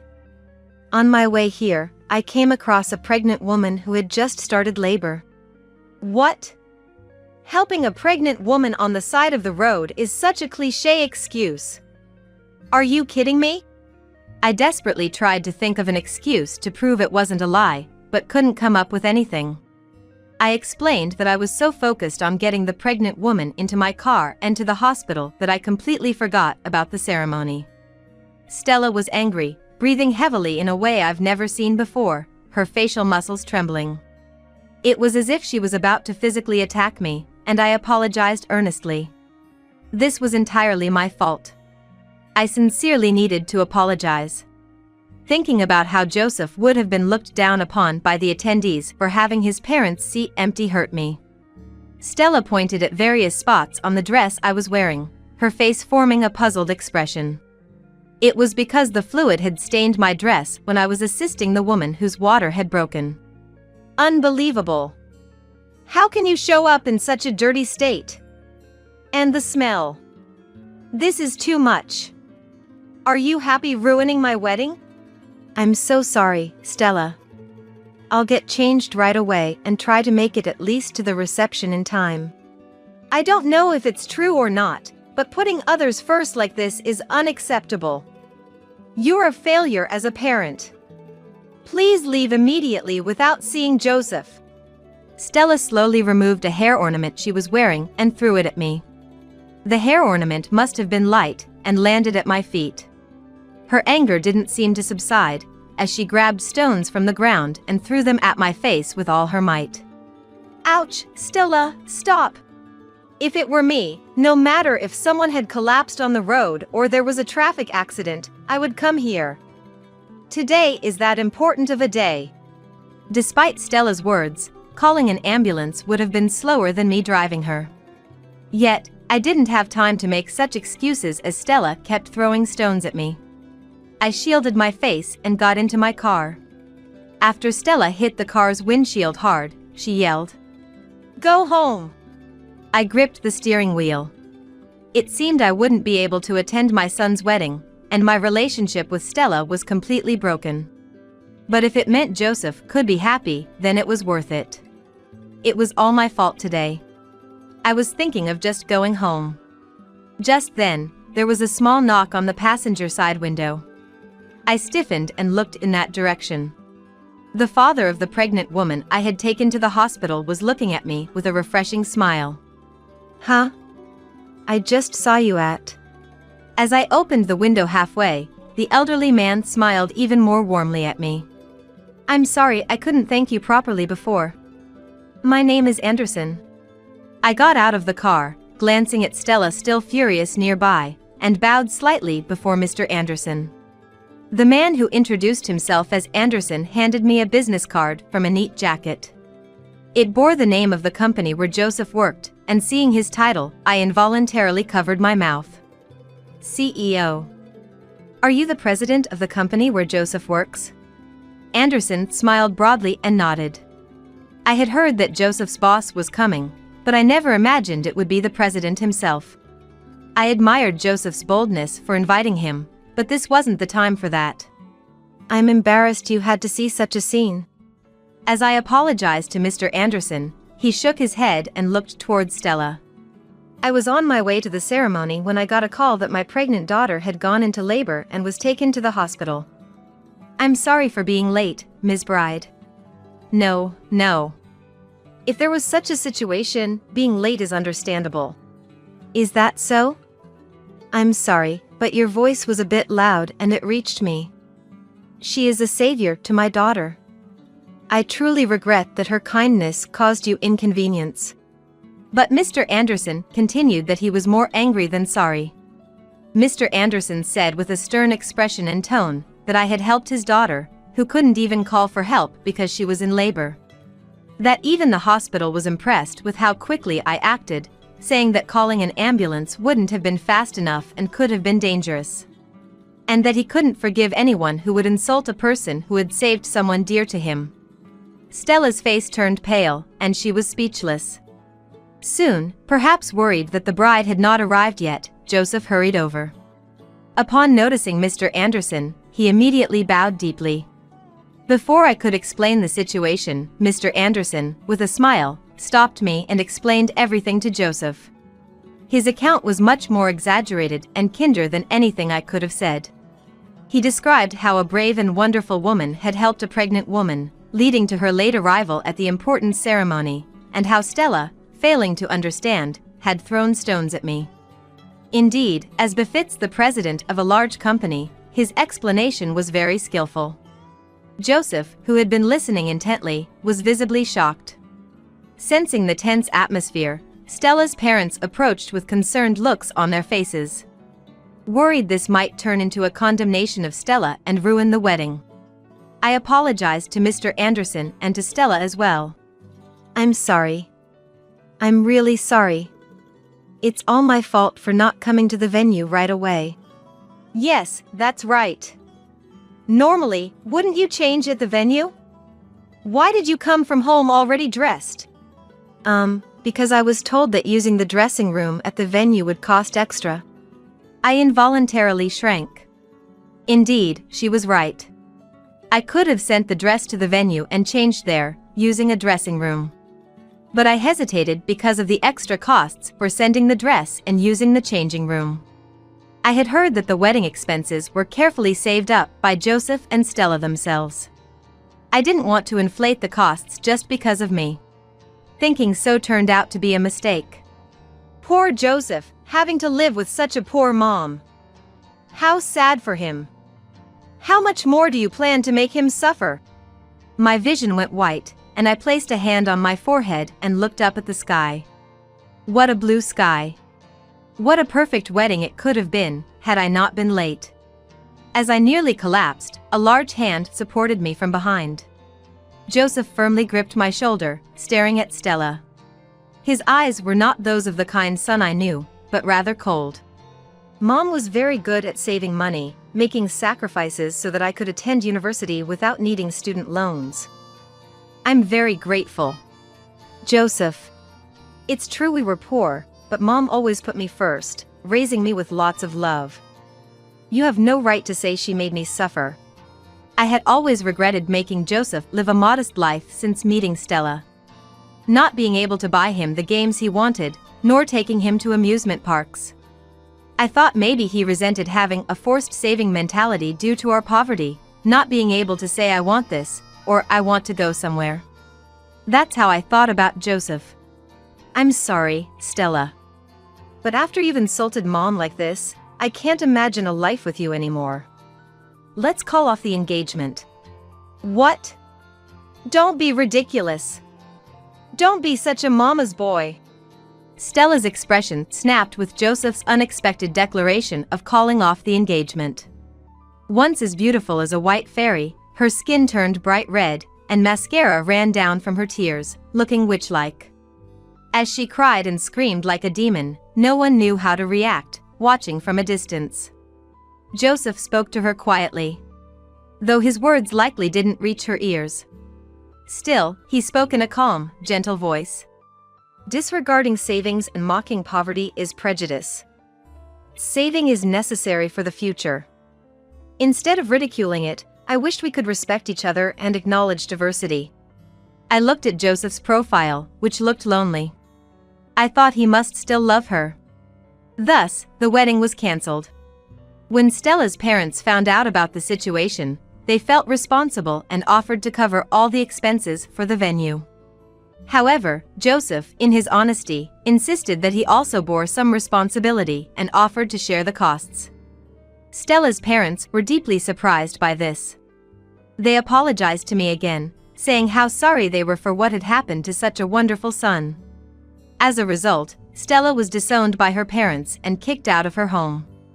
It seems Stella has become completely isolated, with the wedding incident spreading among friends. Now she's reportedly dabbling in unsavory clubs, using her beauty to her advantage. Meanwhile, Mr. Anderson's daughter gave birth safely, and both mother and child are healthy. Hearing this news through Joseph filled me with joy. On a sunny Sunday, as I started cleaning the room, I found the painting of the blue sky and sea tucked away in a corner. It was the painting by Joseph that Stella had called pitiful. Pausing my cleaning, I stared at it for a while until Joseph, just woken up and in his usual worn-out clothes, came out to get coffee from the fridge. "What are you looking at?" "This painting you made when you were little. It used to hang on the wall, remember?" "Ah, that one." Joseph took a sip of his coffee, his expression unnaturally stiff. "Stella said it's pitiful that this painting is on the back of a flyer, implying you were poor." At my words, Joseph snorted with laughter. "It's not like I didn't have paper to draw on. And I didn't draw on the back of flyers because we were saving money or anything." "What? Really?" "Yeah. You always looked so closely at the sale flyers, right? I figured if I drew on the back of that day's flyer, you'd definitely see my painting." I was so surprised that I gaped at him. Then, suddenly filled with amusement, I burst out laughing. Joseph, caught by my laughter, joined in, and our home was enveloped in joy. "Next time, I'll find a woman who appreciates you too. Saving is also good for the environment, after all. Surely you'll find someone wonderful." I conveyed this sentiment in my heart. I'll continue to support Joseph from the shadows. My name is Kate. I'm a 48-year-old homemaker.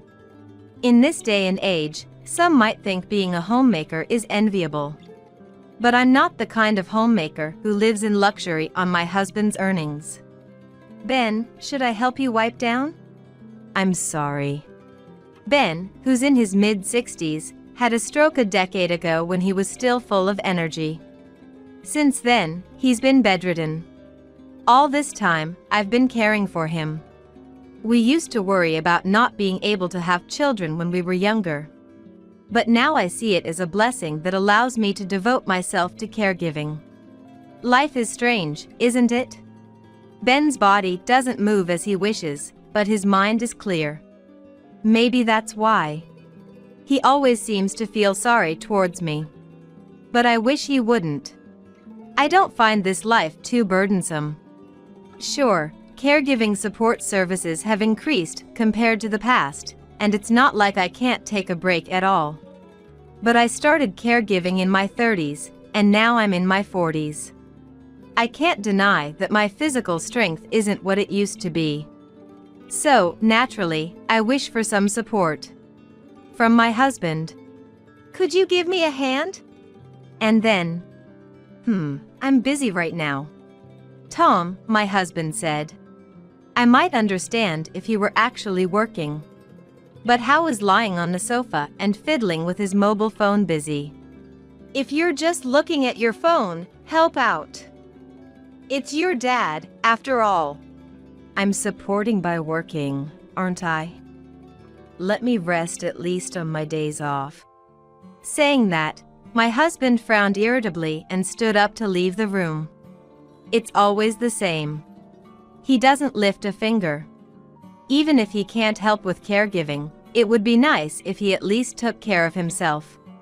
My husband, hand on the door, turned back and said, "Oh yeah, I have a business trip for the next 3 days. Get everything ready." Again? Can't you at least?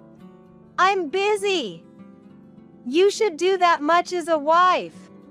Shouting, my husband left the room. Does preparing himself challenge his pride? We're supposed to support each other as a married couple. How did it come to this? No choice. I'll get some help after the helper comes. I sighed and kept staring at the door through which my husband had left. "Is that boy off on a business trip again?" The night my husband left for his trip, as I was drinking coffee, Linda showed up. Linda, who can't get by without her cane due to mobility issues, is otherwise sharp. While Ben was sleeping, I took a break and helped Linda sit down by taking her hand and guiding her to a chair. After taking a sip of the freshly brewed coffee and exhaling, Linda said with a hint of sadness, "He's always away on business trips several times a month. I wonder if that's really the case." Well, who knows? Linda and I are probably thinking the same thing. Harboring the same suspicions. Infidelity. That word flickers through my mind. But I deliberately don't voice it. What difference does it make if I find out about my husband's infidelity? He'll surely deny it, and gathering evidence would cost money and effort. But I don't have the luxury to deal with that right now. My affection for my husband is almost non-existent. And naturally, his affection towards me is the same. But having lost my own parents early, my in-laws are as precious to me as my own. I can't abandon them. After all, my husband does contribute financially to the household, so maybe it's better to leave his issues be. After a long life of caregiving, I've given up. It wasn't always like this. My husband used to be kind to me when we were distressed about not being able to have children. He used to be dutiful to his parents.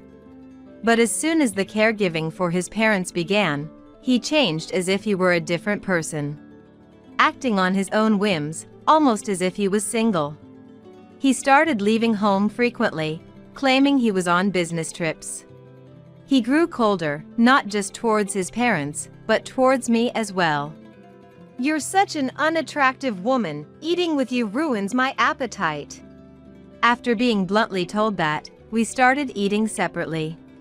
Now, my husband eats alone, while I feed Ben and share meals with Linda. I don't want to sleep in the same room. Since he said that, I've been sleeping on the living room sofa. But the kind and grateful words from my caring in-laws somehow kept me going. Just when I was feeling the distance from my husband, another troubling issue arose. The money my husband was bringing home decreased. Despite discussing various problems, he stubbornly insisted his salary had decreased. But I knew he was lying. I happened to see his pay stub. To my surprise, his salary had actually increased. I wondered if he had received a promotion, but that wasn't the important part. The problem was that he was lying and reducing the money for the household. That's quite a sum for your parents' taxi, fares to the hospital, and hiring helpers. Our living expenses are... What? Managing with the money provided is a homemaker's duty. If you can't do that, you're failing as a homemaker. If you can't even manage that, what value do you have? No matter how much I pleaded, my husband wouldn't listen. Seeing this, my in-laws seemed apologetically again. They even offered their meager pensions to help with the living expenses. Feeling sorry, I struggled to make ends meet with the money my husband gave. As a result, our meals became vegetable-centered and modest. My in-laws claimed to prefer such meals, but my husband would say, "How can I eat such plain food?" And he started dining out every night. Consequently, the money he brought home decreased even more. A vicious cycle that also lessened his time at home. And in proportion, my spirit dwindled away.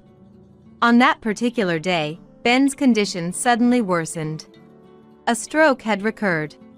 In no time at all, Ben passed away. Initially, I was stunned, but then tears wouldn't stop flowing. Linda and I hugged and cried in front of Ben, who looked as if he were merely sleeping. At that time, my husband was, yet again, on a business trip. When I finally calmed down a bit and called him, "Hello? Who's this?" a woman answered the phone, to my shock. My husband was in the midst of an affair. "Hey, don't just pick up like that." I heard my husband's voice, sounding flustered as he snatched the phone away. Normally, I'd be seething with anger in such a situation. But having just lost Ben, my heart felt numb, and I was surprisingly calm. Without confronting him about the affair, I simply informed him that Ben had passed away. "Oh, really?" His response was disconcertingly brief. Can someone be this indifferent about their own father's death? To me, my husband seemed as alien as a being from another planet. No, that's an insult to aliens. Even in space, I believe there's some sense of parent-child bond. Throughout the funeral, my husband maintained a detached demeanor, merely going through the motions of being the chief mourner. Relatives consoled the grieving Linda. Meanwhile, the actual son seemed to spend most of the time fiddling with his mobile phone and yawning. Everyone looked at my husband with disdain. Because of him, Ben's funeral, whom I dearly loved, became a dismal affair. A month passed since then. Between dealing with the aftermath of Ben's death and caring for Linda's mental health, time flew by. My husband was in an exceptionally good mood today, because today was the day Ben's will was to be disclosed.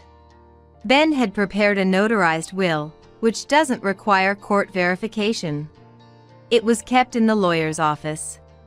Today, Linda was to bring it from the office and open it. Normally, one would assume the inheritors to be Linda, the wife, and my husband, the only son. I wondered if there was really a need for a will. Could there be a secret child? With bated breath, I watched the proceedings, reminding myself that as a DIL, I had no rights to the inheritance.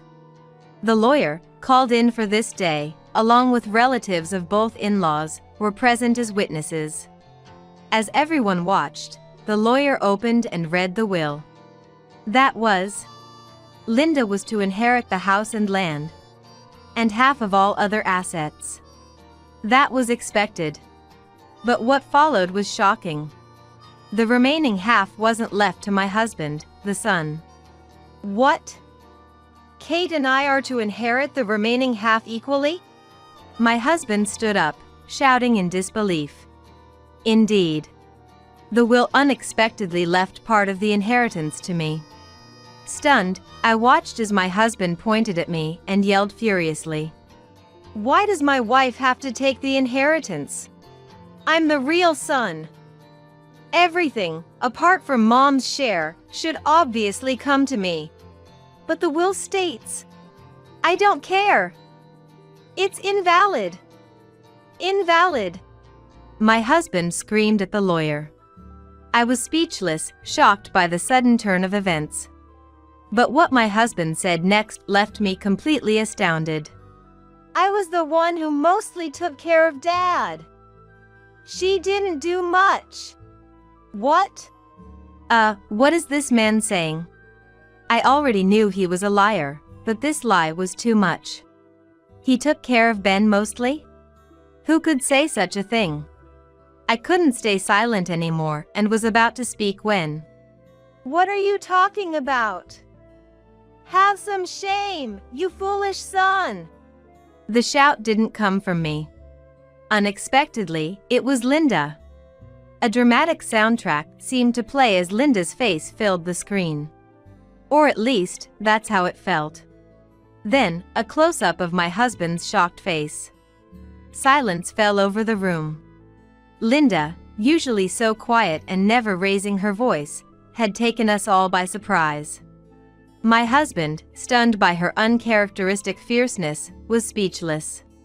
In the midst of this, Linda continued. Mostly took care of Ben, you say? Which mouth of yours is saying that?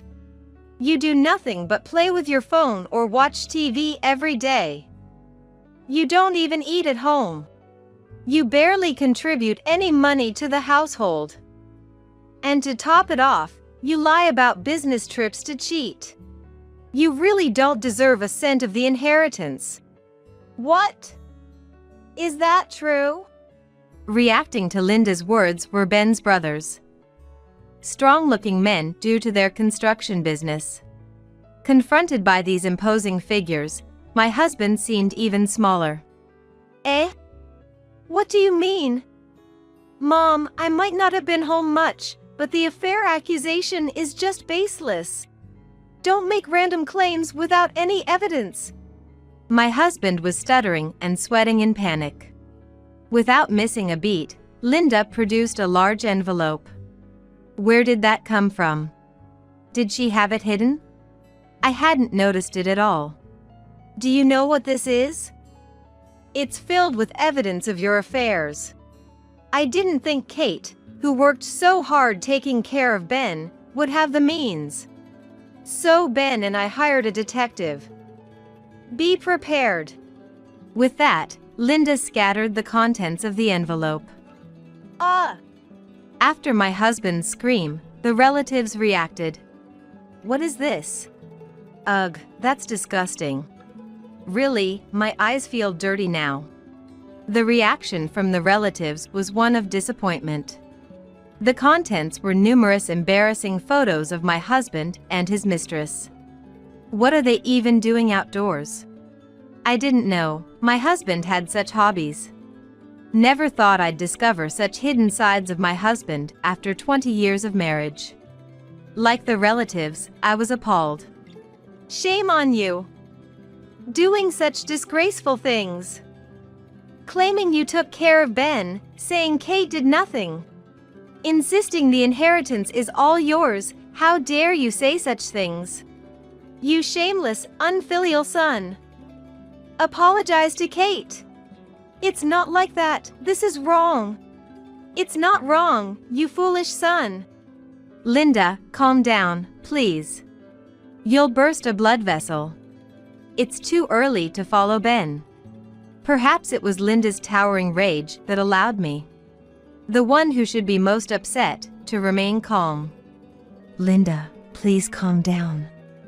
Breathe in, breathe out, inhale, exhale. That foolish son. After some deep breathing, Linda calmed down a bit. But her anger was far from subsiding. Seeing her like this made me start to laugh. Kate? Surprised, Linda looked at me as I suddenly burst into laughter. I smiled at Linda and then hugged her. Thank you so much, Linda. Kate? For getting angry on my behalf, for conducting such an investigation for me. I really appreciate it. Of course. You are my precious daughter, after all. Daughter. I never realized how happy being called that could make me. Since Ben's passing, I've become quite teary, and once again, tears welled up. But I can't spend all my time crying. After stepping away from Linda, I wiped away my tears roughly and looked at my husband. You. What? Let's get a divorce. Fine by me, I'll gladly do it. I desperately suppressed another wave of laughter and then confirmed with my husband. So, about the will, about the inheritance? All right, I accept Dad's will. I looked at the lawyer, who slowly nodded. The lawyer was designated as the executor of the will.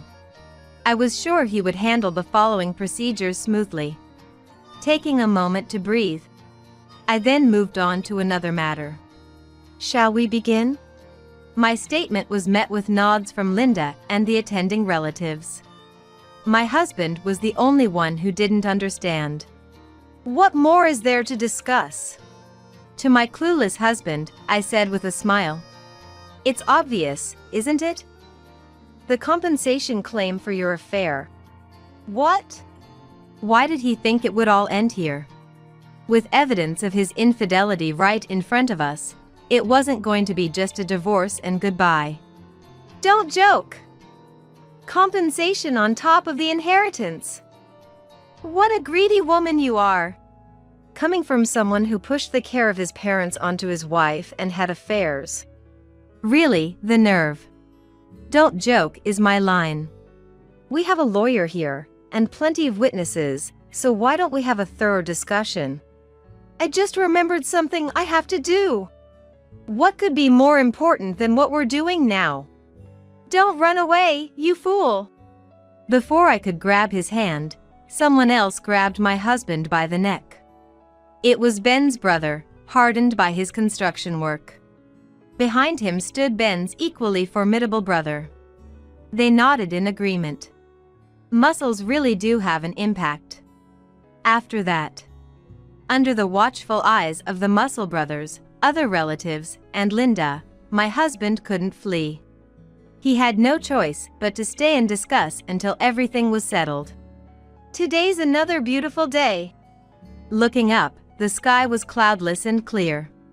Half a year had passed since then. Thanks to the lawyer, the inheritance proceedings went very smoothly. The divorce was finalized, and I was enjoying living alone.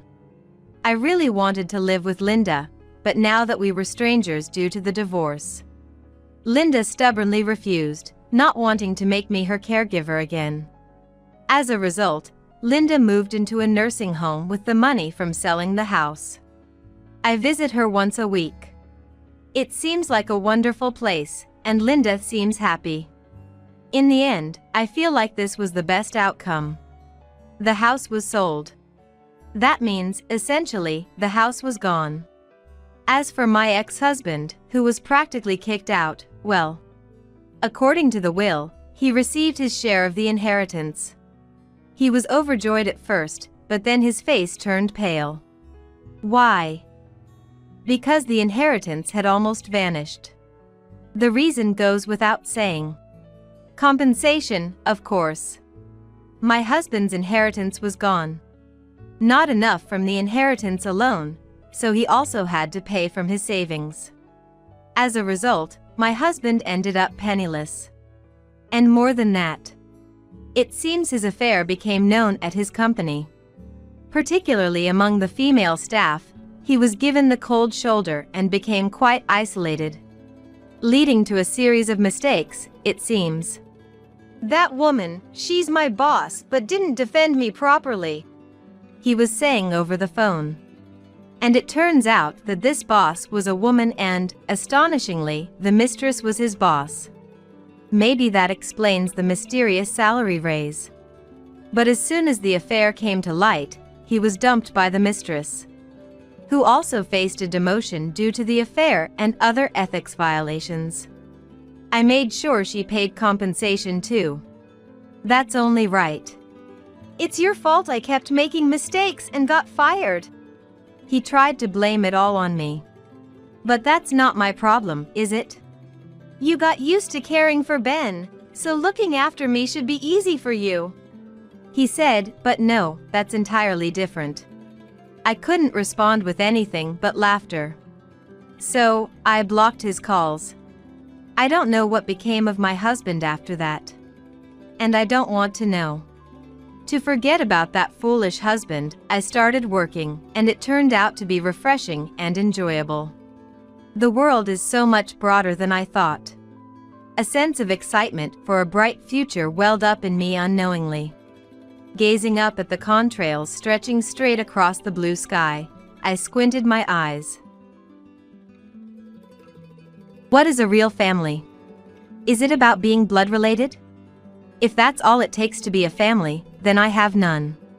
But if someone tells me that's not the case, if there's someone who believes that's not all there is to family, I want to be a family with that person. My name is Melody.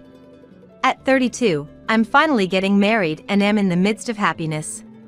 I met my fiancé Patrick at work, through a certain topic of conversation. After various things, we started dating, and following 2 years of being together, he proposed. I will definitely make you happy. Let's build a warm family together. The moment he said that, I couldn't stop crying. I never intended to get married. I, who had no interest in romance, thought my life would be dedicated to my work. Life is unpredictable. But I can't just be swept away by the word marriage. Family meetings, announcements to various people, meetings with the wedding venue, and looking for a new home. The days are dizzyingly busy, but it's not a burden because I'm happy. Everything is so enjoyable. However, life has its ups and downs. There's always someone to ruin your happy moments. One day, on a rare day off, while I was relaxing at home, I had visitors. It was my brother Benjamin and my sister-in-law Lily. I live in my parents' house, and when Benjamin and Lily came, my parents had just gone out, unfortunately. I wish they had contacted me in advance. They said they were nearby and decided to stop by. Well, this is Benjamin's parents' house, so they're free to come whenever they want. But all I can do is serve coffee, you know? Just seeing your face, so full of happiness because you're getting married, is enough for me. Saying that, Benjamin patted my head. What's it like to pat the head of your sister, who's over 30? I sometimes wonder, but no matter the age, Benjamin's gentle and warm hand always brings happiness to my heart. Even when I become a grandmother, I'd like to be patted by those wrinkly old hands. Benjamin, still with few wrinkles on his hands or face, is 35. He just married a young woman 10 years his junior last year. For me, Lily is also much younger. Welcome, Lily. When I greet her like this. Thanks. Lily's response is always quite cold. That's just how she is. While Benjamin and I were talking in the entrance for a bit, Lily promptly entered the house and sprawled out on the living room sofa, as usual. Everything as usual. At first, I was amazed, but if this is Lily's normal, it's not for me to comment. If it bothers anyone, Benjamin will say something, so I keep quiet. But there's one behavior that still concerns me. It was when Benjamin stepped away to the bathroom. Hey, Melody. The moment she calls my name, I brace myself, as usual. To me like that, Lily said. Are you really going to be a housewife after getting married? At the family meeting of me and Patrick's families, I talked about quitting my job to become a housewife, and Lily knew because she was there. That's right. Really? Become unemployed, for real? Unemployed, is that such a strange thing? Being a housewife is hard, too. Our mom is one, and it's an important job, protecting the home.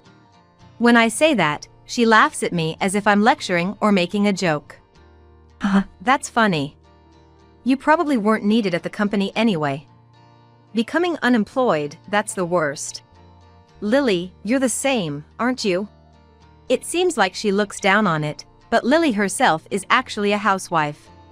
I come from a wealthy family. I'm the daughter of a company president.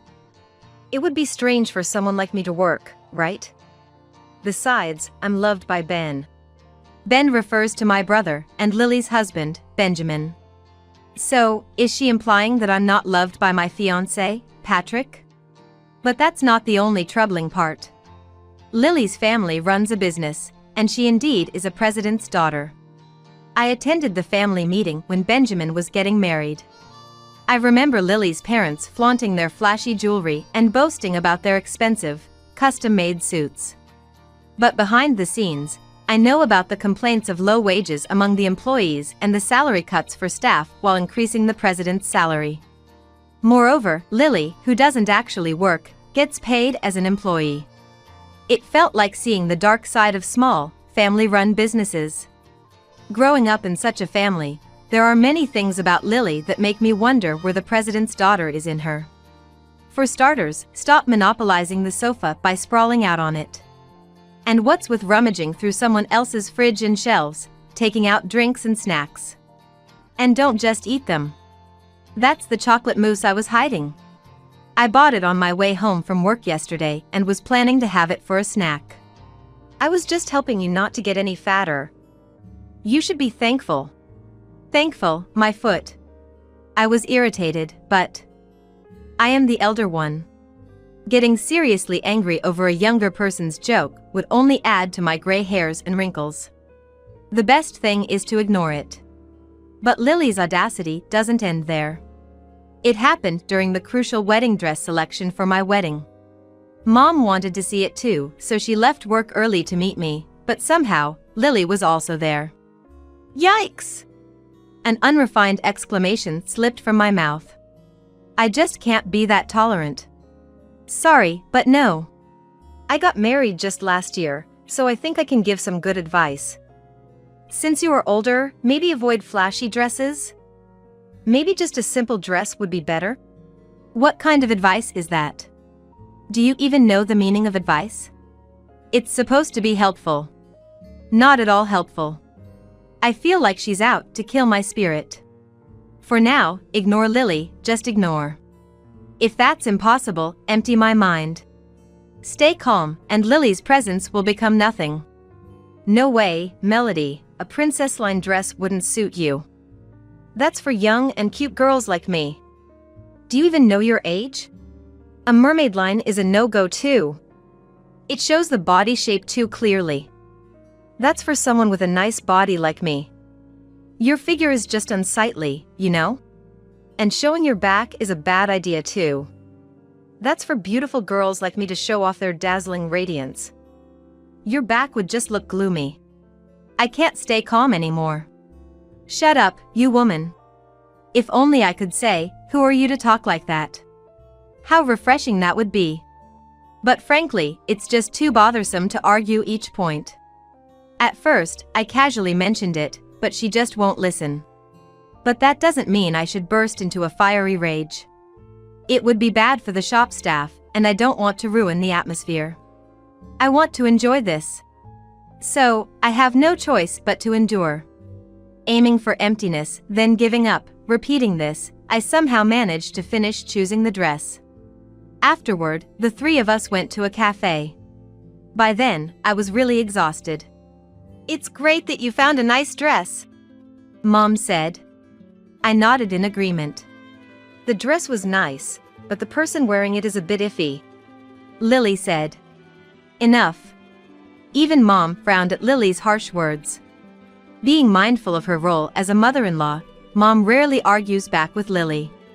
But perhaps she couldn't bear it any longer. Lily. It's not right to speak about people that way, she admonished her. In that moment. That's terrible. Carol, are you bullying me? I was just trying to be helpful. And there it was. It's not like that. After all, Melody isn't your real daughter. Why support her like she's your own blood? Lily started saying outrageous things. Mom, looking distressed, fell silent. She's an adopted daughter, right? So to me and Ben, she's a complete stranger. A person with no blood relation. I was just tolerating that and giving grateful advice. I was speechless. That's right, I'm not her biological daughter. My biological parents died in an accident when I was young, and my current adoptive parents took me in. They gave me as much love as biological parents. Raised by adoptive parents who treated me like their own daughter. My parents and Benjamin, they definitely consider me family. And she dares to say such things to us. I felt the blood drain from my face. But Lily's tirade didn't stop. I think it's enough that Benjamin married me, a president's daughter. Now might be the time to disown the outsider Melody, right? We would never do that. But my dad says it too. It's shameful to have an adult parasite in the family. Having someone like that in our family is a disgrace. So I think it's fine to cut ties with her when she gets married. How could you say that? It was rare to see Mom turn red with anger. Looking at me standing there stunned, Lily said. Well, you'll be leaving this house once you're married.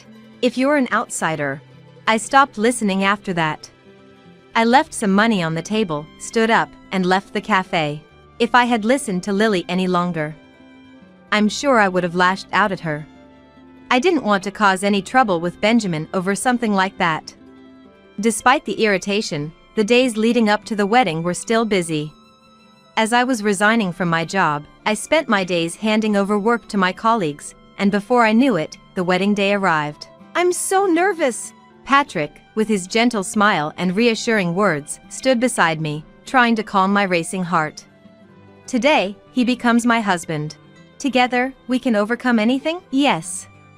He nodded firmly to my question. I made the right choice. I'm so glad I met him. This was a moment when I was savoring happiness with him. Suddenly, my mobile phone rang. It was Lily. Honestly, I didn't want to answer, but if she's calling at a time like this, it might be something important. Reluctantly, I pressed the call button. Oh, Melody? Hi, how are you? I'm fine, goodbye.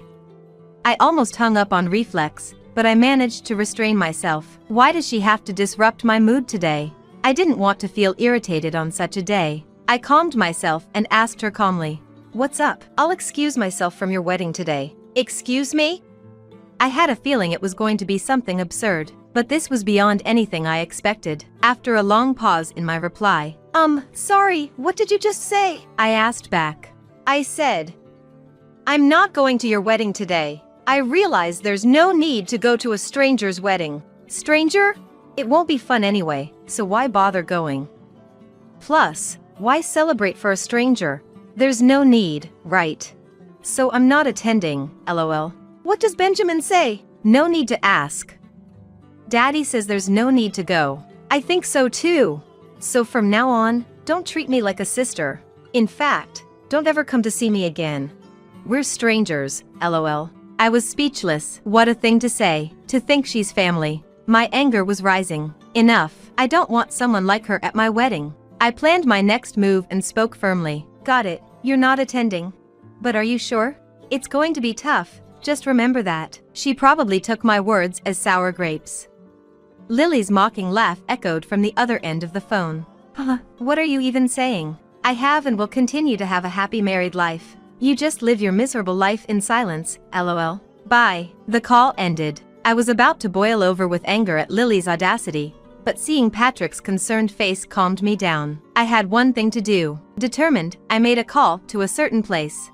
After doing what I needed to, I switched my mindset and walked down the aisle as a happy bride. I enjoyed a wonderful reception, and then I realized, hey, isn't this the best ceremony? Because that awful Lily isn't here. The depressing presence that always had something nasty to say was absent. It was unexpected how much lighter and happier I felt without Lily there. As the reception neared its end, it was time for the bride and groom to give their thank you speech. The groom, Patrick, stood up, and I moved to stand beside him. At that moment, bang!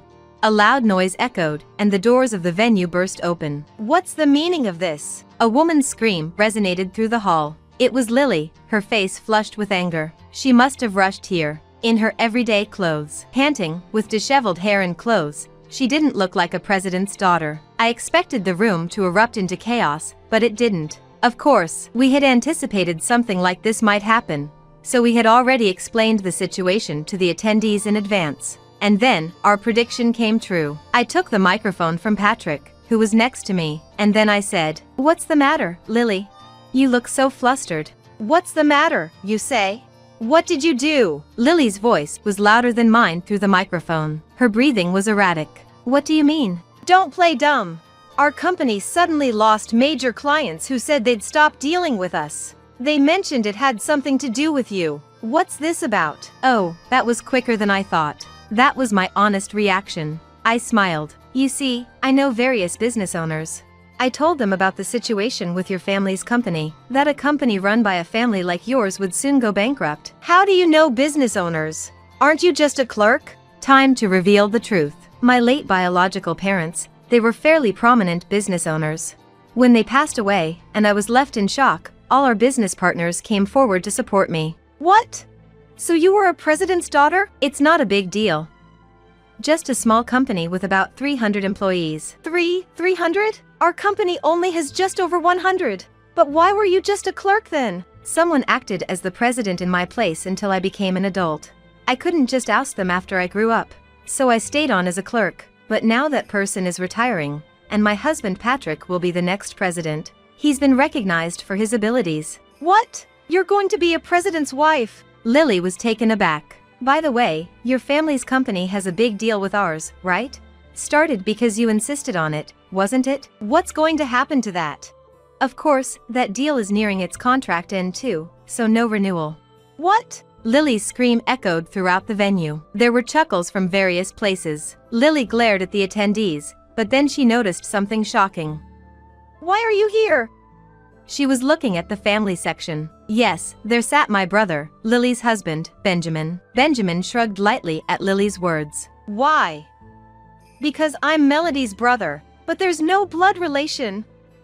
You don't need to attend a stranger's wedding. To you, family is only about blood, huh?" he said, looking sad. "I don't think so. Family is certainly about blood relations, but there's so much more to it. I've grown up with Melody and I love her as my family. I've never thought of her as anything but my sister. Melody will always be my dear sister." At that moment Benjamin spoke, tears streamed down my face. I had always struggled since childhood, constantly questioning if I belonged in this family. Every time, my parents and Benjamin reassured me with a smile, "Of course, you do." They'd say, "You're an important part of our family," and hug me. Their comforting hand on my head saved me so many times. As Lily stood dumbfounded, Benjamin continued. Lily, it's a shame. I never thought you could be so terrible.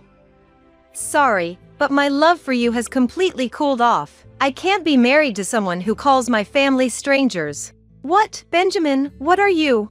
I'm divorcing you. What? Why? Don't you see the contradiction in what you're saying? What? If family is only about blood relations, then you and I are complete strangers, aren't we? No, that's different. Marriage is, Lily tried to make excuses, but she couldn't think of anything. Panicking, she fell silent. That's what your words imply. So I can't stay with you anymore. I don't want to. We'll discuss the rest through lawyers. No, wait. I don't want a divorce. No. Lily was desperately clinging to Benjamin. Then Lily's parents arrived, looking frantic. Seeing the influential guests at the reception, their faces turned pale. Apologizing profusely, they dragged Lily out of the venue. Afterward, due to the unexpected chaos, my husband, my parents, and I apologized to the reception guests. Hang in there. Warm words of encouragement came from the crowd. I was just grateful. Lily and her family faced a living hell afterwards. Who would want to deal with a company that has her? Was the sentiment, leading to many cancelled contracts. Her parents, unable to salvage the situation, even tried to cut ties with their daughter to maintain business relations, but no companies were willing to continue. Finally, Lily's parents retired, and an employee, chosen by the unanimous decision of the clients for their competence, became the new head, saving the company. I was relieved inside. I couldn't forgive Lily and her parents, but the company's employees were innocent. If Lily's parents hadn't stepped down, I would have offered those employees a place at our company. But, to my surprise, Lily's parents resigned with dignity. They planned to live a modest life in the countryside. As for Lily, despite her complaints about the divorce, it was finalized quite easily in the end. Why, you ask? Because a shocking affair came to light. I won't delve into the details, but Lily, who received a generous allowance as a president's daughter, was apparently frolicking with a man she met online while Benjamin was at work. Benjamin, noticing this, had been quietly gathering evidence. He was considering the right moment to bring up the divorce. I feel sorry for Benjamin, but I hope he finds happiness in the future. Lily, divorced by Benjamin and disowned by her parents. She apparently reached out to many acquaintances, but no one responded, and it said she disappeared into the night. Her whereabouts are unknown since then. As for me, I'm living a love-filled newlywed life with Patrick. One day we had this conversation. Shall we go visit the grave soon? I suggested. Yeah, there's so much I want to report to Dad and the others. Patrick replied. My parents and Patrick's parents both perished in the same major accident. We were both shocked to learn of our shared circumstances at work. In fact, that's how Patrick and I first connected. It must have been a bond formed by our parents in heaven. A precious gift of deep love from our parents watching over us from above. And here on earth, our adoptive parents watch over us with love. There's no greater happiness. Family isn't just about blood relations. It's about being tied together by a much stronger bond. Patrick gently took my hand. I grasped his warm hand tightly and smiled. You're replaceable. You're fired. Elaine, the president's daughter, spat out at me. I had reached my breaking point. Without retorting to her words, I quietly accepted my dismissal. Understood. If I must leave, then so be it. Emotion had drained from me. I responded in a voice lacking any spirit. Well, goodbye then. She waved at me, her face brightening with relief. I started preparing to leave the company I had once been grateful for. Then, I shall resign. On my last day, I went to say goodbye to Elaine. It was already too late for her. Not only was I leaving, but I also decided to leave a parting gift for the company. Would you reconsider your resignation? Elaine asked me, tearfully. Ridiculous. She was the one who fired me. I am Bonnie, 40 years old. Living alone in urban, I'm single and have devoted my life to my job. My parents live in another state, quietly enjoying their retirement. Both my parents were salespeople, which probably influenced me. From a young age, I was good at negotiating and getting along with people, whether getting extra prizes from the candy store or winning over my classmates' mothers for fancy birthday gifts. I had always wanted to use my strengths in a sales career. Eventually, as an adult, I worked in various sales roles before joining this staffing agency through a mid-career hire. In this competitive industry, our small company struggled to sustain profits without contracts from large corporations. Amidst that, I was always the top in new contracts, labeled as the company's promising newcomer, which became my confidence and success. However, I also faced persistent harassment from Elaine, the president's daughter. She had once been in sales and enjoyed popularity as the president's daughter, but now, working in administration, she seemed to take her lack of fulfillment out on me with relentless jealousy-driven harassment. I'm off now. I would routinely report before leaving the office to visit clients. That day, I had a packed schedule with client appointments, so I quickly finished lunch with coffee at the office before heading out. Bonnie, if you use the hot water from the pot for your coffee, at least refill it before you leave. Elaine chided me. Sorry, I'm in a rush. Could you top it up for me? She asked as she came to refill the water boiler, part of her administrative duties. I hadn't used much water, and I made sure to use it before everyone's lunchtime, so there was still plenty left. Honestly, everyone complains that there's always less water after you use it. She griped. Really? I don't use much, but I'll be more careful. I replied. With an appointment waiting, I couldn't linger and quickly left the office. During a meeting with a client, an email was sent to all employees from Elaine. It read, "To all staff, for the pleasant use of communal resources, please adhere to the rules. Recently, some inconsiderate employee has been using a lot of the pot's water without refilling it. Although it's just one person, we ask everyone to use the company's resources responsibly." I thought, this is about me, isn't it? The email implied it was just one person, so if a witch hunt started at the office, Elaine would surely point fingers at me. Ridiculous. I still remember her poor attitude from my first greeting at the company. She must be really bored to bother with such petty harassment. I had no choice but to get used to her antics.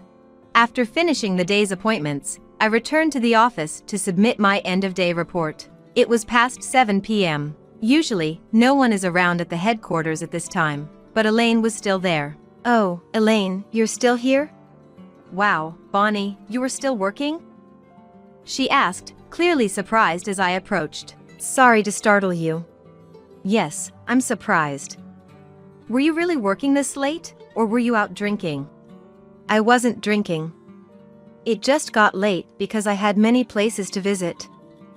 What I wanted to ask was why she was still at the office at this hour. But I couldn't say that. After all, being the president's daughter, she had a habit of bullying others by exploiting their weaknesses. I'm heading home now, Elaine. Don't stay too late yourself. Just go home already. Sigh, another day drained by unnecessary issues. But something was bothering me. I couldn't help but wonder why Elaine was staying so late, and why she got puzzled as I spoke to her. Bonnie, can I talk to you for a moment? Elaine asked. What is it? I replied. It's almost the end of the month, right? I need to check something about the new client acquisitions. She said, Okay. I'll be back at the office by 5 p.m. The next day, as I came to the office as usual, what Elaine had mentioned felt unnatural. Why would an admin staff be concerned about the sales department's client numbers? That's typically the responsibility of the sales manager, not admin. The day was packed with appointments again. A company I regularly visit wanted to start a new project and needed staff, so they asked our company for assistance, resulting in another new contract for me. That client is a major call center expanding rapidly, and my strong relationship with their representative means they contact me whenever they need staffing support. Back at the office, after reporting the new contract to my boss, I went to meet Elaine, who had been waiting. I'm back. You mentioned something about a client this morning. What's up? I asked. Bonnie, are you securing these new contracts by forming deep relationships with the clients? She inquired. What? I was taken aback by her unexpected question. No, of course not. I stammered. Is that so? Well, if that's the case, then it's fine. Is that all? Yes, that's it. She replied. It felt weird. She waited all this time just to ask me that? While I was out working hard, she seemed to have nothing better to do. I don't feel comfortable about your question. Is something wrong? I asked. Nothing's wrong. She said, her expression mocking. Then why ask such a thing? I find it strange. Someone like you getting so many clients. She said. To me, it wasn't strange at all. It was due to my effort and expertise. What do you mean by someone like me? I asked. You don't seem like the sales type. I mean, with my looks and privileged background, I fit the sales role, but you don't, Bonnie. She implied. Sure, Elaine was attractive and had the president as her parent, seemingly living a charmed life. However, that's not what makes someone good at sales. Are you suggesting that because of my looks, I'm getting clients through personal relationships? I questioned. I didn't say that directly. She laughed. Feeling personally attacked, I left the office, passing by the laughing Elaine. I was so upset, I cried all the way home. As the month end approached, it was time to report this month's new client acquisitions and progress. Today was the day for that meeting. I had worked hard this month. With referrals from a major company and new clients met through acquaintances, I had secured 3 contracts, feeling very satisfied with my performance. Some months are dry, but this month, I felt proud of my achievements. This month I've acquired 3 new clients, bringing my total to 12. It was my turn to report my performance, so I shared as usual. But then the room started buzzing. What's going on? I whispered to my colleague David, sitting next to me. He is a friendly guy I've been close with since we started together, and quietly filled me in. The documents say something different. What? I checked my papers and they matched what I had just reported. However, his copy showed my new client count as 0, with a note saying there were issues with my sales acquisition methods under investigation. What's this? Let's talk about it later. We should continue the meeting. David advised, so I followed his lead and got through the meeting. I asked him for more details afterwards. Why were my documents different from everyone else's? Elaine prepared them, so I'm not sure. At that point, I understood. It was harassment from her. Elaine prepared them, I see. I took the documents David had and went to confront Elaine. Elaine, I need to talk to you. What's up? Don't look so scary. She said, this document, what is it? It's false, right? This is too much, even for harassment. I found myself raising my voice at her without realizing it. I was that angry. Then she said something shocking. Bonnie, do you know what happens when you talk to me like that? What? You're replaceable. You're fired. She spat out. I felt myself crumbling, exhaustion washing over me. After a heated argument, I found myself saying, understood. I'll leave, then. The intense argument in the office had made me the talk of the company. Despite contributing so much, why was I facing this? But I had said I would leave. What about my living expenses starting tomorrow? That thought drained all my motivation. Deeply upset, I got a call from David, who was worried about me. I didn't realize it was that serious, sorry. I couldn't back you up as your colleague. It's okay. Elaine's harassment has been ongoing since I joined. Still, the company will take a big hit losing someone with your clientele. Are you really quitting? His words made me reconsider. But the opponent wasn't just any employee. She was the president's daughter, with considerable influence. I guess so. I'm confident in my sales record, and I'll do sales at another company. That's all I have. I see. But here's a personal piece of advice. don't just quit. If you're leaving anyway, why not pay her back? She's not that great, even if she's the president's daughter. Hearing that, I thought, maybe he's right. Being a competitive person, I couldn't just leave after all the harassment from Elaine, as he suggested. I thought about what kind of payback I could give during my remaining time before resigning. I also decided to start looking for a new job. Thanks, David. Your words sparked a great idea. Plus, I'm going to start job hunting. I told him. That's good to hear. Personally, I wish you'd stay, but if you're leaving, it might be fun to give Elaine a bit of trouble as a parting gift. He said. You might be right. I mused. After hanging up with David, I dove into my job search and decided to use my remaining paid leave. I had a lot accumulated due to rarely taking time off. I went to Elaine to tell her about my plans. Elaine, thanks for deciding to fire me the other day. She seemed surprised by my attitude, probably expecting me to be depressed. What's with that attitude? She asked. Did you think I'd be down? No, but you're tougher than I thought. Yes, I am. By the way.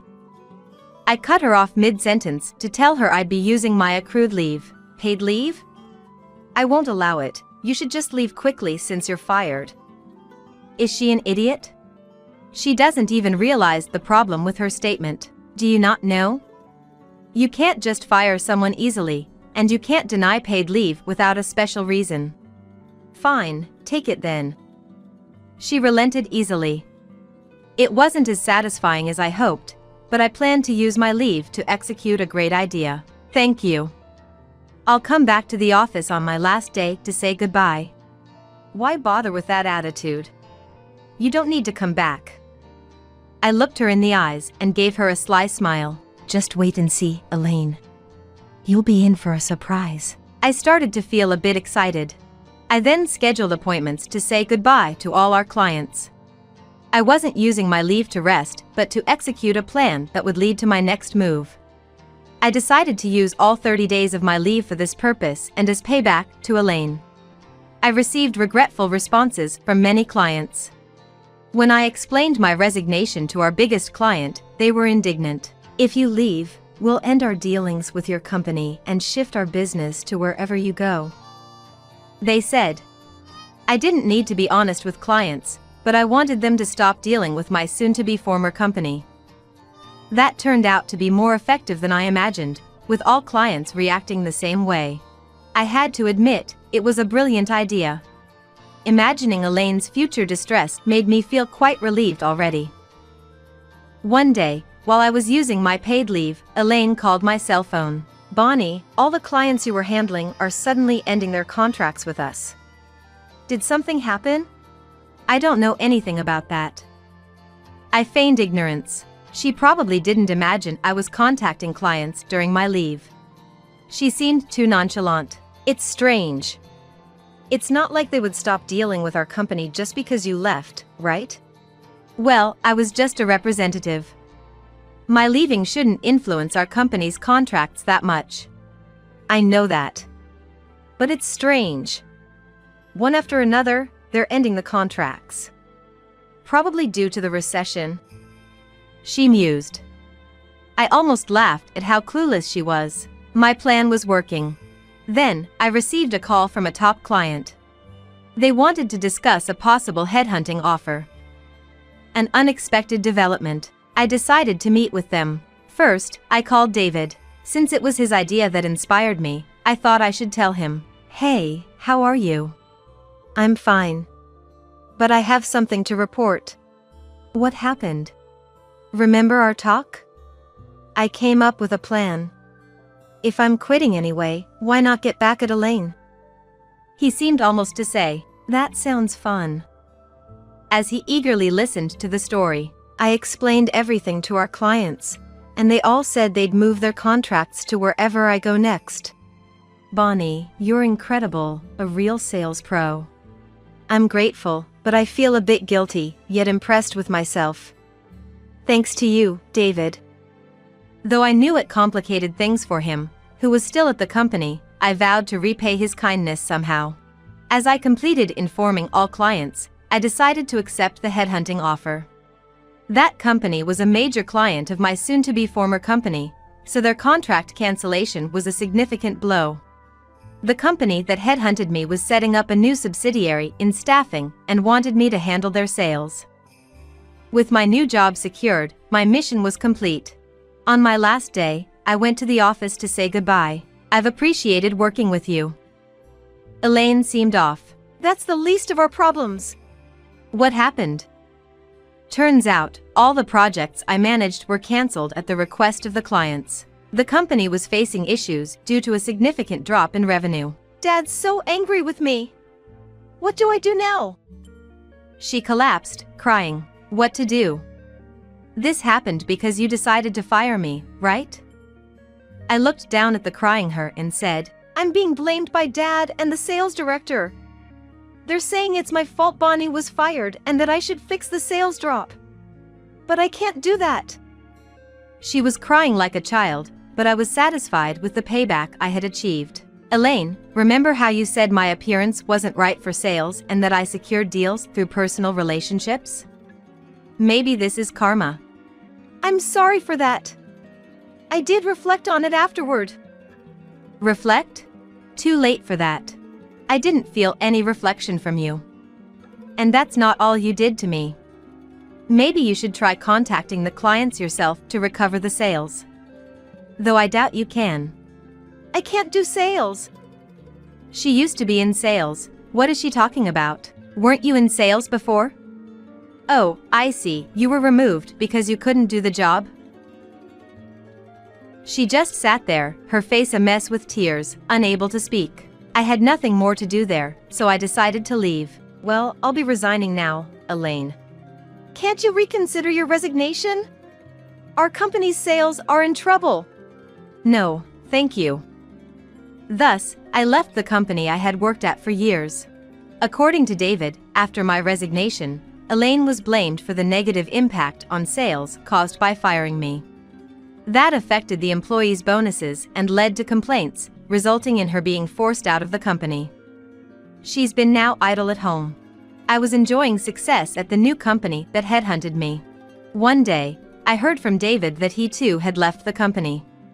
I explained the situation to my new company and managed to get him hired. We were working together again, striving side by side. It was fun to work with a former colleague, and we were gradually securing contracts with the clients I used to deal with at my previous company. Thanks to it, I won a newcomer award this month and felt very fulfilled.